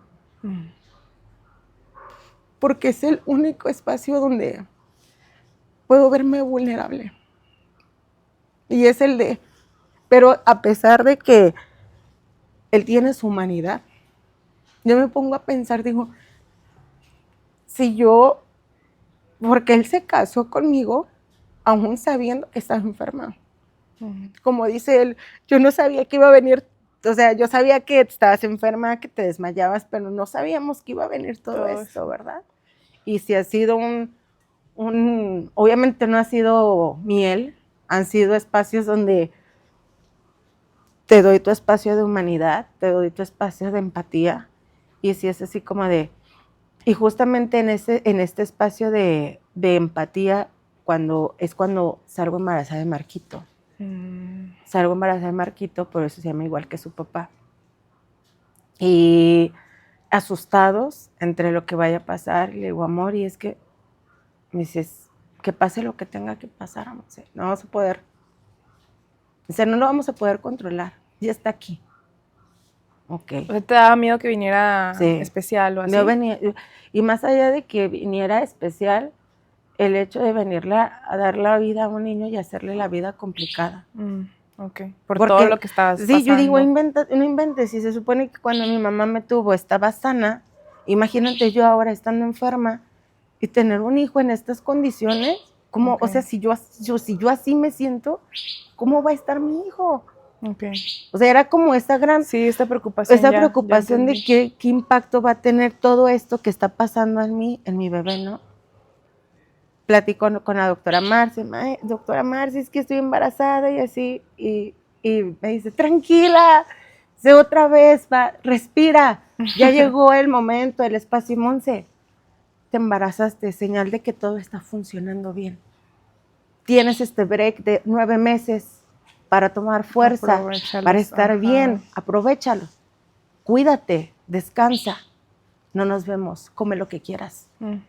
Me dice, pero ella siempre marca el orden de los alimentos. Entonces marca el orden de los alimentos en el que siempre se rompe el ayuno con verdura. Obviamente, ¿a quién le va a andar gustando comer verdura en el desayuno? Yo, perdón, bueno, siempre pero ya es una manía, o sea, ya es parte de mi día. Y entonces, como se me complicaba o me daban náuseas también por la disautonomía, empecé a tomar, ya era el jugo verde, y el jugo verde con pura verdura, ¿no? Y así, o sea, empieza esa otra etapa con la disautonomía. Ya entendiendo qué te queda, qué no, que sí. Oye, ahorita que dijiste lo de tu esposo y cuando habíamos mandado los mensajitos que tú le preguntaste de que si estabas consciente él de quedarse contigo y así, cuéntanos eso porque... Llega un momento en el proceso de tenemos a bebé, todo bien, se va a la guardería, todo bien, pero yo empecé a tener mucha ansiedad porque la escuela donde duré 10 años, yo ya la sentía muy lejos. Porque aunque iba al corriente de la distancia, mucha gente me pregunta en los live, maestra, es que ¿por qué se fue? Porque fueron 10 años así, ahí una vida, y yo les decía, es que me tuve que ir para estar cerca de mi casa. Entonces, en ese preámbulo de... O sea, literal distancia. De distancia. Entonces, a mí me afectaba mucho el ir con yo le decía a mi esposo, porque era mamá, yo quería ser mamá, y yo le decía a mi esposo, yo llevo al niño a la guardería, es que yo tengo que sacarme la leche. Otra vez en todo lo quiero puedo yo quiero lactar a mi bebé, y es que entonces... Cuando te dan, obviamente, durante 6 meses permiso para lactar, entonces tiene chance de llegar media hora después o salir media hora después. Y, o sea, y esa media hora me dio vida y estaba yo bien. Entonces me sentí empoderada y yo le dije a la maestra, a la directora, maestra, ¿sabe qué? Me voy a cambiar, así. Pero es que, ¿por qué te vas? No te vayas. Y, o sea, se me hizo tan... Y dije... dije, es que me necesito de ir. No, es que no te necesitas de ir, estás aquí, estás tranquila. Y un día me acuerdo que me dijo, imagínate, llegas a una escuela donde nadie te va a entender, ¿qué va a pasar? Y le digo, ay, maestra, gracias a Dios siempre me rodeo de gente muy bonita. Bueno, ya me fui, ¿no? Hiciste tu cambio. Hice mi cambio, llego a una escuela así. Es que para los que no lo están viendo es una cara de que no la pasó muy bien. No, pues es que llego a la escuela, para empezar mi escuela de donde yo venía, la directora siempre se preocupaba hasta por los más minuciosos detalles, que si ibas al baño, de sentar, no sé si te ha pasado que vas al baño y te sientes hasta a gusto estando en el baño donde estás, ¿no? Sí. Entonces llegas a un baño limpio, está bonito todo, o sea, a pesar de que es una escuela pública, llego a esta escuela y era una escuela que daba tristeza. Okay. El edificio abandonado. Llego a mi salón y así como cuando le pasó a Blancanieves cuando abrió la casa de los enanitos, así yo me sentí ese día, así, el primer día, abro, polvo por aquí, telarañas por aquí, y yo me quedé así, y mañana tengo clases, ¿qué voy a hacer? Okay. Y yo, no, es que tengo que pintar la puerta, tengo que decorar aquí, tengo que hacer esto, tengo que hacer lo otro. Oiga, perdón, ¿puedo hacer esto? No. Ok, oiga que, dile a las mamás que limpien, así, yo de, no, pero es que, pues es que los niños vienen mañana, ¿cómo van a estar aquí? No, y siempre desde que llegué ahí fue, no, y pues ya en esta escuela, pues nada que ver, ¿no? Yo no me sentía perteneciente, empezamos con muchas situaciones, enferma mi bebé, y cuando yo más necesitaba apoyo, me sentía más vulnerable que nunca, y mi bebé se enfermó de neumonía, de influenza, y por más que yo buscara ese blindaje, no hubo nada. Bueno, sí hubo, pero no de la manera necesaria, ¿no? Esta situación se empezó a acrecentar día tras día. Yo la verdad no me daba cuenta hasta que empecé a convulsionar. Un día convulsioné hasta yendo del trabajo hacia la escuela y era como, yo sentía como que era como esa sensación de no poder avanzar, o sea, de no poder avanzar y no estar ahí, o sea, era raro. Y se empezó a complicar más la disautonomía. Claro, porque decías que era todo emocional, ¿no? Sí. Entonces, conforme problemas que ibas teniendo. Sí, iba acrecentando. Yo la verdad nunca noté las cosas, siempre busqué el mejor punto en cualquier situación. Pues empecé a tener ciertas fricciones con la directora porque la directora no, pues yo creo que no hicimos clic nunca, ¿no? Y esta situación, pues cuando más vulnerable me sentía que mi niño se enferma, se empezaron a complicar y pues empezó a irse más. Mi bebé duró casi 15 días en el hospital y aunque en ese momento se me blindó, cuando yo regreso fue una constante, ¿no? Pero yo siempre buscándole siempre la cara, siempre dando lo mejor de mí. O sea, tú buscando, por un lado, por otro. Ajá, a pesar de que pasaba cualquier situación, yo estoy consciente que no somos monedita de oro, ¿no? Claro. Y no vamos a ser amigos en todos los lugares. Entonces yo iba hacia mi trabajo, pero aún hacía mi trabajo bien, siempre se buscaba una manera de minimizar o de invalidar lo que fuera, lo que hiciera, ¿no? Mi bebé se enferma, yo duré esos 15 días en modo supervivencia y lo único que logré con esa situación fue llevar mi cuerpo al límite. Al límite que después de que el bebé sale del hospital 3 semanas, empiezo a convulsionarme. O sea, no solamente ya desmayarme, ya empecé a convulsionarme, convulsiones tónicas y cosas que ya para mí eran desconocidas, para mi familia, para mi esposo, para mí todo ya estábamos pisando un terreno desconocido. Ya cuando hablo yo con el neurólogo me dice, es que es parte. Le dije, pero ¿cómo? O sea, ¿en dónde en el contrato de la disautonomía, dónde dice que esto también pasa? No, es que sí pasa cuando esto ya se desborda. La disautonomía ya está desajustando todo, todo. Tanto que el cuerpo está reaccionando y empieza a verse reflejado en la disautonomía un padecimiento añadido que se llama el trastorno neurológico funcional. Y el trastorno neurológico funcional es cuando el cuerpo ya expresa todo lo que está fallando, entre ellos las convulsiones, las crisis de ausencia y donde ya perdí el habla, empecé a perder, cada crisis me daba, ya no tenía psicomotricidad, ya me sentía muy mal, fuera de mí, ya esto ya estaba complicado, ¿no? Y en ese espacio desconocido descubro que estoy pasando por acoso laboral porque yo estaba en modo automático. Cuando descubro es porque ya caigo en el hospital, me internan varios días en investigación, en un montón de especialistas, doctores, neurólogos, psiquiatras, médicos generales, internistas, o sea, endocrinólogos, todos estaban ahí viendo a ver qué era lo que pasaba, porque más que nada el neurólogo quería descubrir si era trastorno, así decía en la hoja cuando me dieron de alta, diagnósticos presuntivos, epilepsia o trastorno neurológico funcional. Okay. Yo cuando me dicen trastorno neurológico funcional dije, ¿acaso estoy loca? ¿Qué es esto? ¿Ahora dije, qué ¿ahora es qué? esto? Dije, ¿ahora qué más? Dije, ya, o sea, ya, por favor, una más. Ajá. O sea, ya tengo mis cartitas de colección, ¿no? Dije, ¿ahora con qué voy a lidiar ahora, no? Entonces, el trastorno neurológico funcional también es otra enfermedad invisible que también no toda la gente lo conoce y piensa y dice la gente que la gente inventa las convulsiones o inventa pues todo lo que somatiza el cuerpo, claro. ¿No?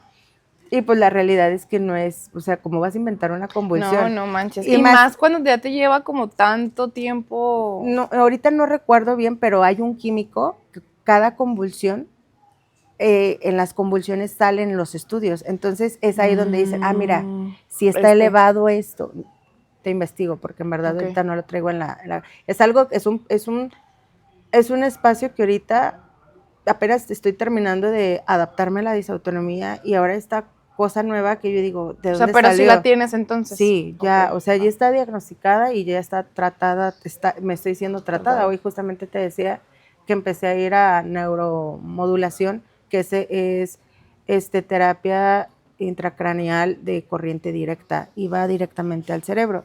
Y todo este caos se viene generando poco a poco, hasta que estalla la bomba. O sea, porque ¿qué era lo que vivías en la escuela? O sea, desvalidación, y siempre el estarme molestando por mis incapacidades, de si eran reales o no eran reales, de que si por qué estando tan joven estaba enferma, que si por qué esto, que si por, o sea, una constante juzgación extrema. Y a pesar de que se entregó expediente, a pesar de que se trató de hacer de todo de la mejor manera posible. La verdad no ondeo tanto en esa situación porque sí fue un momento muy difícil, fue un momento donde me sentí vulnerable y donde me sentí presa de una persona ajena a mi existencia. O sea, si ya me siento presa de mis propias enfermedades y padecimientos, imagínate sentirme tan vulnerable como una persona que ni siquiera conocía. Me comentabas 2 crisis ahí. Cuéntanos. La primera crisis fue en diciembre del 2024, termino en el hospital, me investigan, se dan cuenta que es posible trastorno neurológico funcional o crisis epilépticas. La segunda crisis fue a finales a finales de enero, porque me acuerdo que salí un día antes de mi cumpleaños. Porque yo ya estaba... En el mío. Sí, ándale, salí justamente el día de tu cumpleaños en el 2025 del hospital, después de casi 15 días, una semana de estar en el hospital. Y salgo con un montón de papeles de tienes que ir acá, tienes que ir allá, necesitamos ya que hagan estos estudios, y con un montón de cosas que digo, Dios, estoy lidiando con la disautonomía y todavía me añaden esto, ¿no? Y todavía lo que estoy pasando en la escuela. ¿Te has peleado con Dios? Sí, de decir, no mames. Sí, un día me acuerdo que me peleé con él y le reclamé que porque si había gente tan mala y estaba sana, porque si yo era tan buena gente me pasaba esto a mí. Claro. Porque si yo tenía hijos, ¿por qué me mandaba? Y yo voy y me acuerdo que me sentí muy mal y voy a la iglesia, ahí ¿cómo se llama? Al expiatorio, y me encuentro con un padre que me atrapó. Yo estaba pasando, me acuerdo que mi esposo tuvo una cita de negocios por ahí y yo traía a los niños caminando ahí y lo veo y esa necesidad de me volteó a ver y yo así como y ahí voy, ¿no? Y llego con él y y me dice, dime hija, y ya, es que yo estoy enojada y lo que te digo, no, estoy molesta porque como Dios me está poniendo esto a mí, yo que soy tan buena persona, yo que siempre busco ayudar a la gente, yo que siempre, o sea, ¿por qué yo si no soy mala? ¿Por qué a mí? Si tengo hijos y necesito estar bien para mis hijos, ¿por qué yo? Y ya en eso ya lloré, le reclamé y me dice el padre, se me hizo una respuesta chusca, pero a la vez se me hizo chusca, pero a la vez fue como un destino, ¿no? Una respuesta que te pegó. Que me pegó, ¿no? Me dice, ¿has escuchado de los estigmas? ¿Has escuchado de todos aquellos, ¿cómo se le llaman las personas que canonizan? ¿Santos? A los santos, pero hay un proceso entre que sean santos, no recuerdo bien, pero bueno, me dijo esa palabra. Y me acordé mucho de la película de los estigmas.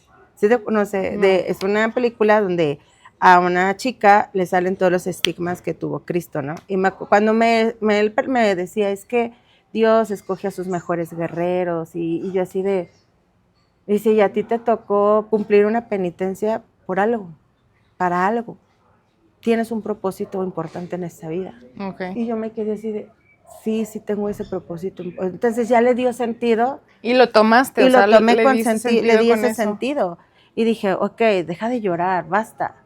O sea, porque quieres que se compadezcan de ti, no te compadezcas no me gusta, ni a mí compadecerme de mí, o sea, ¿qué estamos buscando? Okay. Entonces vamos luchando, vamos demostrando y vamos que la gente conozca que lo que es todo esto, para que ya nadie más venga alguien a estar molestando. Esta persona me llevó al límite, me acuerdo que hasta nos citó a todos los docentes en un salón y empezó a decir, no, es que tú, o sea, dio toda su plática, y como yo reaccioné a algo que, me antepuse a algo que ella dijo, empezó, como que ya tenía todo planificado, necesitaba decirle a las cosas, pero necesitaba que las cosas se escucharan de manera profesional sin que se metiera a lo personal. Claro. Pero lamentablemente pues no fue así. Todo se transitó en la situación de que, no, es que tú estás hablando mal de mí, y es que yo ya me enteré, y es que estaban frente a todo sí, el colectivo, todos, ¿no? Digo, si tienes tanto tema conmigo, pudimos ir a hablarlo tú y yo con la jefa y arreglarlo, claro, y ver cómo, o sea, no, pero qué necesidad de exponerme con todos. ¿Para qué? ¿Con qué propósito? Dije, bueno, ya. El chiste es que me llevó, yo hablaba y hablaba y hablaba. Le dije, ay, maestra, me dije, usted dice que no es nada personal, pero se está tornando todo esto personal. ¿Tiene algún tema? Yo tengo todo mi expediente médico y sé que todo esto que está pasando es acoso laboral. Entonces, si quiere, podemos hacerlo. Usted hace su parte, yo hago mi parte y vemos hasta dónde llega, ¿no? El chiste es que yo ya salgo temblorosa de ahí, me subo al salón, me ven los niños, y lo único que ven los niños es a su maestra rara. Y me llega un niño y me dice, maestra, ¿por qué se ve tan rara? Llega, me abraza el niño y yo ya no pude. Lo estaba sosteniendo, y empecé ya, todos se me quedaron viendo asustados y yo, no pasa nada, no pasa nada. Y cambié en ese momento, desbordé lo que tenía que desbordar, lloré, porque me sentí muy valiente, porque pude haberme quedado callada. Porque normalmente esa era mi manera de actuar antes. Sí, así, o sea, no hacía nada. Okay. Y ese día salió tanta fuerza de mí para responder todas sus acusaciones, para sacar y no volverme a hacer sumisa. O sea, en verdad, cuando uno vive con disautonomía, tienes que lidiar con tu enfermedad y con la invalidación de todo tu alrededor, pero viene partiendo de sus creencias y su desconocimiento, ¿no? Pasa esto, estando yo en la escuela me da una crisis muy fuerte, los niños corren a buscar ayuda, el único que llegó fue el intendente. O sea, porque te desmayas en esa crisis. Ajá, me desmayo en esa crisis. Estando en el hospital, termino de llorar, veo que empecé a sentir que se me empezaba a ir la fuerza, se me cayó el marcador de las manos, y me fui. Despierto y ya estaba, la única persona que estaba ahí era el intendente. Otras 2 compañeras se hicieron cargo de mis alumnos, lo sacaron. Para esto, uno de mis alumnos le informa a mi suegro, que era el que llevaba a la niña al kinder que estaba a un lado, y mi suegro entra, me ve, me pregunta que si estoy bien, yo le asiento que sí, le habla a mi esposo, porque para esto nadie tenía el número de mi esposo, y mi esposo llega tiempo después, el intendente me ayuda a bajar, y estando ya en el estacionamiento, esto sucedió como a las 12, porque justamente acaba de salir mi hija del preescolar a las 12, y faltaba media hora para que ellos salieran. Entonces, de aquí que llegaban, se hicieron las 2:30, salieron mis alumnos, Y hasta la 1 y cachito, yo estaba bajando ya con el intendente y mi esposo, estábamos esperando a mi esposo en el estacionamiento. Llega mi esposo por mí, por la camioneta, y me estaba subiendo a la camioneta cuando escucho un grito, ¡ey, ey, ey! Y pidiéndome explicaciones, y yo en verdad ni podía, la directora. Dice, y mi esposo pues se le hace extraño que llegue gritando y aleteando, y mi esposo le dice, usted es la directora, pero pues obviamente no en un tono... Sí, calmado. O sea, estaba angustiado, y porque ella seguía gritando y él decía, ya súbete, o sea, él ya estaba desesperado. Y entonces la directora se acerca y le dice, sí, yo soy la directora. Y mi esposo, pero obviamente su cara habló todo. Me sube al carro y me lleva al hospital. Mi esposo explica obviamente todo lo que sucedió a los doctores, porque cuando a mí me da una crisis, hay veces que no puedo contestar palabras, pero no puedo formular a veces una oración o explicar a detalle, ¿no? Como estoy hablando ahorita. Entonces lo que dice pasa todo esto, estoy en el hospital, y al finalizar como a las 7, 8, pues tomo la decisión de hablarle a la jefa, y entonces ya le explico, pero ella ya había ido a hablar su versión. Cuando yo voy y hablo con ella, me dice, oye, es que ella dice que tu esposo ingresó a la escuela en tales horas, y dice que había niños, y que ella vio cómo violentó tu esposo a esta persona. Y le digo, no, es que nada que ver. Le dije, yo estaba tonta, pero tampoco no estaba inconsciente. No estaba inconsciente. Estaba así, pero sí me di cuenta de todo lo que sucedió, maestra. Imagínese, o sea, tirada en el piso, nadie fue a auxiliarme. O sea, dicen los niños que la buscaron y no la encontraron. Pero dije, bueno, me dice ella, ¿qué quieres hacer? Ya no quiero estar ahí. Se buscó una permuta, no se logró. Y pues tuve que sacar toda mi resiliencia y más que había dentro de mí, al mismo tiempo que lidiar con este otro nuevo padecimiento junto con la disautonomía, y tomar la decisión a pesar de mis ideologías y desconocimiento, porque era desconocimiento total, claro, porque de decidir de ir al psiquiatra. Entonces el psiquiatra, este mismo psiquiatra era el que te comentaba, mi mamá pidió sus datos en un momento rápido y dije, qué padre, ¿no? Entonces me empezó a tratar con este psiquiatra, empezó a tratarme lo que fue la ansiedad, la depresión, y empecé a estar bien. Y aún a pesar que había cualquier cosa, en verdad, ese tratamiento empieza a resbalar todo, y empecé a avanzar y avanzar y avanzar. Entonces, ¿sí le dirías a una persona que se está deteniendo a tomar el medicamento de que, claro, por favor, hazlo? Si hay ve a terapia y ve al psiquiatra cuando en verdad ya veas que la terapia no es suficiente. Porque sí hay veces cuando ya no puedes dormir, cuando ya esto ya te causa taquicardia, crisis de pánico, o sea, esto ya se te está saliendo de las manos. Uh-huh. Y no vas a ir con un médico familiar a que te les dan quiatipina y cosas así, y en verdad eso no funciona. Okay. ¿Por qué? Porque a mí me pasó que estando en estas crisis y con muchos medicamentos, ¿no? Muchos medicamentos trataron de darme, y al final ya hasta que llegué con él, mira, dice, y no. Yeah. Había hasta un medicamento que era para alergias y me lo daban para dormir. No, no. Okay. No, así, sí, así, claro, así. Los que necesitas. Empieza a limpiar mi pastillero, y nada más dice, mira, yo que soy el psiquiatra, te vas a tomar esto, así. Y ya, pues la cardióloga, lo de la cada quien su medicamento, ¿no? Y eso ha sido siempre bien importante, que ningún médico, aun a pesar estén tratando el mismo padecimiento, cada uno trata desde sus trincheras y no se mete en donde no. Eso es muy importante. Entonces, aun a pesar de todo esto, se logró salir el año.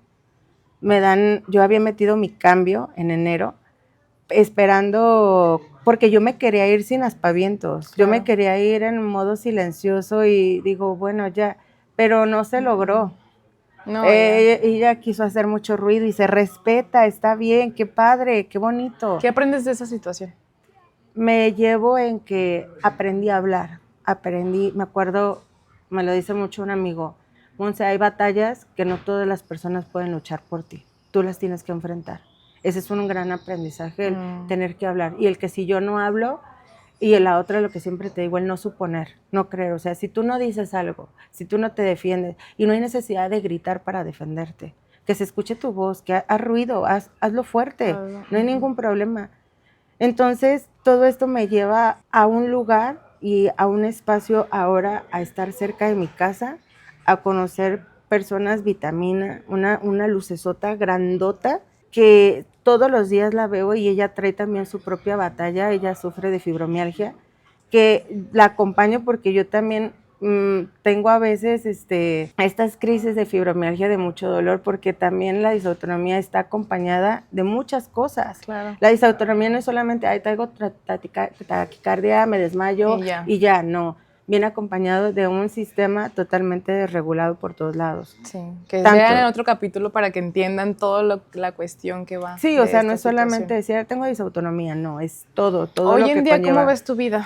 Hoy veo mi vida en avance, en transición. Algo que aprendí de este momento es que puedo llegar yo a ser una luz para muchas personas, y ahora está en mi propósito de vida, en 4 años ser directora. Eso. Dije, ¿por qué? Porque yo necesito que muchas personas tengan humanidad y compartir esa humanidad y reconocer que trabajamos con humanos, nos relacionamos con humanos. Claro. Y no puedo decir, yo soy así, y no puedo decir, pues es lo que pienso. No, hablamos de la asertividad desde el fondo de tu corazón, y que tengamos en cuenta que todo lo que decimos puede ayudar o puede hacer entrar en crisis a una persona. Qué importante, sí. Y si tuvieras a tu yo de hace, no sé, cuando tuvieras 15, 20 años, que apenas está empezando con todo esto, ¿qué le dirías? Que va a encontrar la luz, que se va a sentir mejor y que solamente es un momento. O sea, de todo lo que has vivido, Monse, toda tu vida, de todas las experiencias, ¿cuál nos podría ser el mayor aprendizaje que has tenido? El aprender a soltar desde el corazón y desde la decisión, que no podemos controlar todo, ni nuestras emociones ni a las personas que tenemos cerca de nosotros. El punto de quiebre fue cuando yo vi que yo estaba ya muy mal y llegué al punto donde le dije a mi esposo, si quieres irte es momento, antes de que esto se complique más, para que no pasa nada. Le dije, no, yo no voy a pensar mal. Le digo, yo creo que si para mí está siendo difícil, quiero creer que también para ti. Y respetando la humanidad, te digo, respetar la humanidad de cada persona es algo importante, porque las personas no van a ser como queremos, y mucho menos nos van a tratar como queremos. Sencillamente, pues cada quien es, pero cuando una persona actúa desde la asertividad, desde el amor bonito y desde la reciprocidad. Ay, qué importante es eso. Va a transcurrir la vida. Y la verdad, la otra, lo que siempre digo, o sea, no tomarnos las cosas a pecho. Porque cada quien habla desde su perspectiva y juzga y supone, y él no supone, porque el suponer nos lleva a cuestiones complicadas, ¿no? De hasta hacernos miedos que ni existen. De todos los alumnos, ¿cuál ha sido tu mayor aprendizaje que te han dejado? El dejar huella en ellos y que mis palabras siempre tengan trascendencia.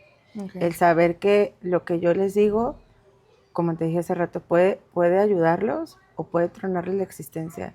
El ser esa ancla y espacio seguro, que aún estén pasando ellos un mal momento en casa, yo pueda hacer esa chispita de luz en su camino, y que en los momentos de más tristeza o donde nadie los entienda, o cuando no sé, a mí me encanta que los chicos se sientan parte de algo, porque yo nunca me sentí parte de nada, porque era algo de la lucha, ¿no? De lo típico atípico, lo normal, lo no normal, no. O sea, el ir por la vida siendo lindo, siendo buena gente, y dejar esa huella en los chicos para que ellos entiendan que la gente, sí hay gente mala, pero si tú transitas en el espacio del amor, de la gratitud, Dios siempre te va a premiar con algo. Qué importante, qué bonito. Y para cerrar el episodio, ¿qué huella te gustaría dejar a quien nos está escuchando en este momento? Que haga ruido. Y si algo no te checa, busca siempre una respuesta. No te quedes nada más, aún te digan y te hayan dicho las peores respuestas, no te quedes con eso. Hasta que tú encuentres esa respuesta con la que te sientas pues cómodo y lógico, ¿no? O sea, porque cuando yo creo que todos sentimos el tono en cómo nos dicen las cosas. Y cuando a ti te cheque y todo te es coherente con lo que estás pasando. Y más que nada, no culparnos. Claro. Y no juzgarnos, porque para que alguien no nos juzgue, primero no tenemos que juzgar. Porque después eso normaliza el que las demás personas y le das poder. Lo pueden hacer y le das ese poder de impacto a tu vida de lo que está diciendo la gente.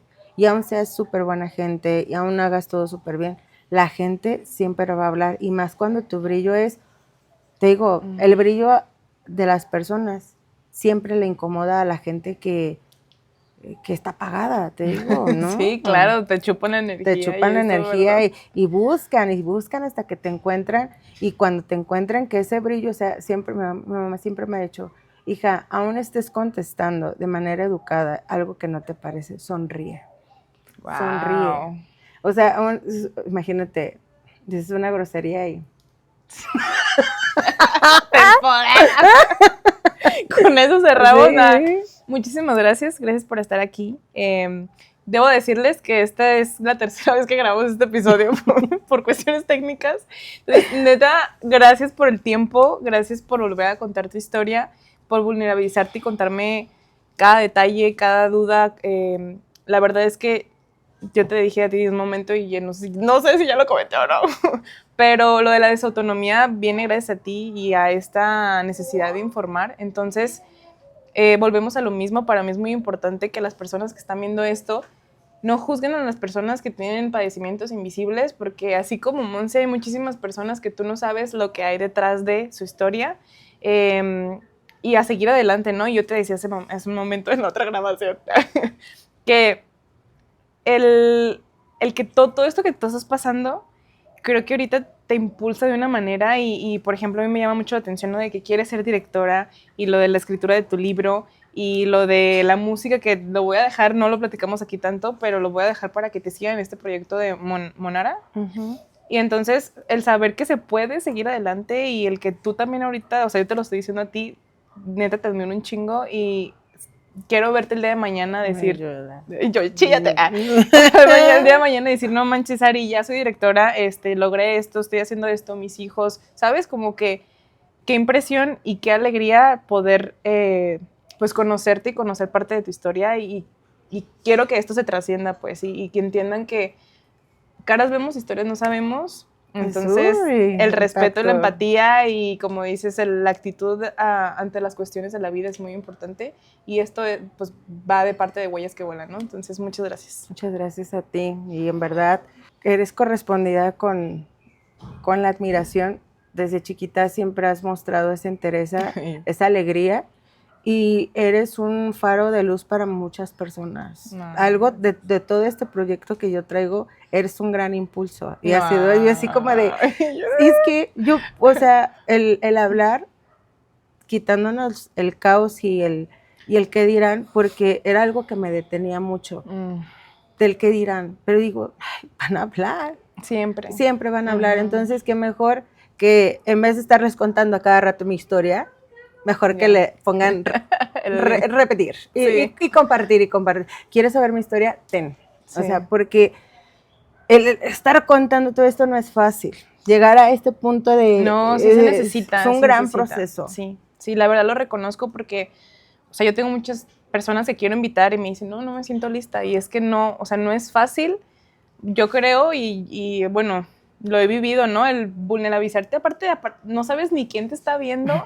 Entonces es como una cuestión de decir, no manches, bueno, me van a estar criticando, o les voy a valer madre, o van a estar hablando de mí, pero creo que esto es parte hacia nosotras y a nuestra sanación, entonces Exactamente. que el mundo ruede y que nosotros iluminemos. Justamente. Gracias por escuchar este capítulo. Si conectó contigo, compártelo y ayúdame a que estas historias sigan volando. Síguenos en todas las redes sociales como Huellas que Vuelan y nos escuchamos en el próximo episodio. Hasta pronto.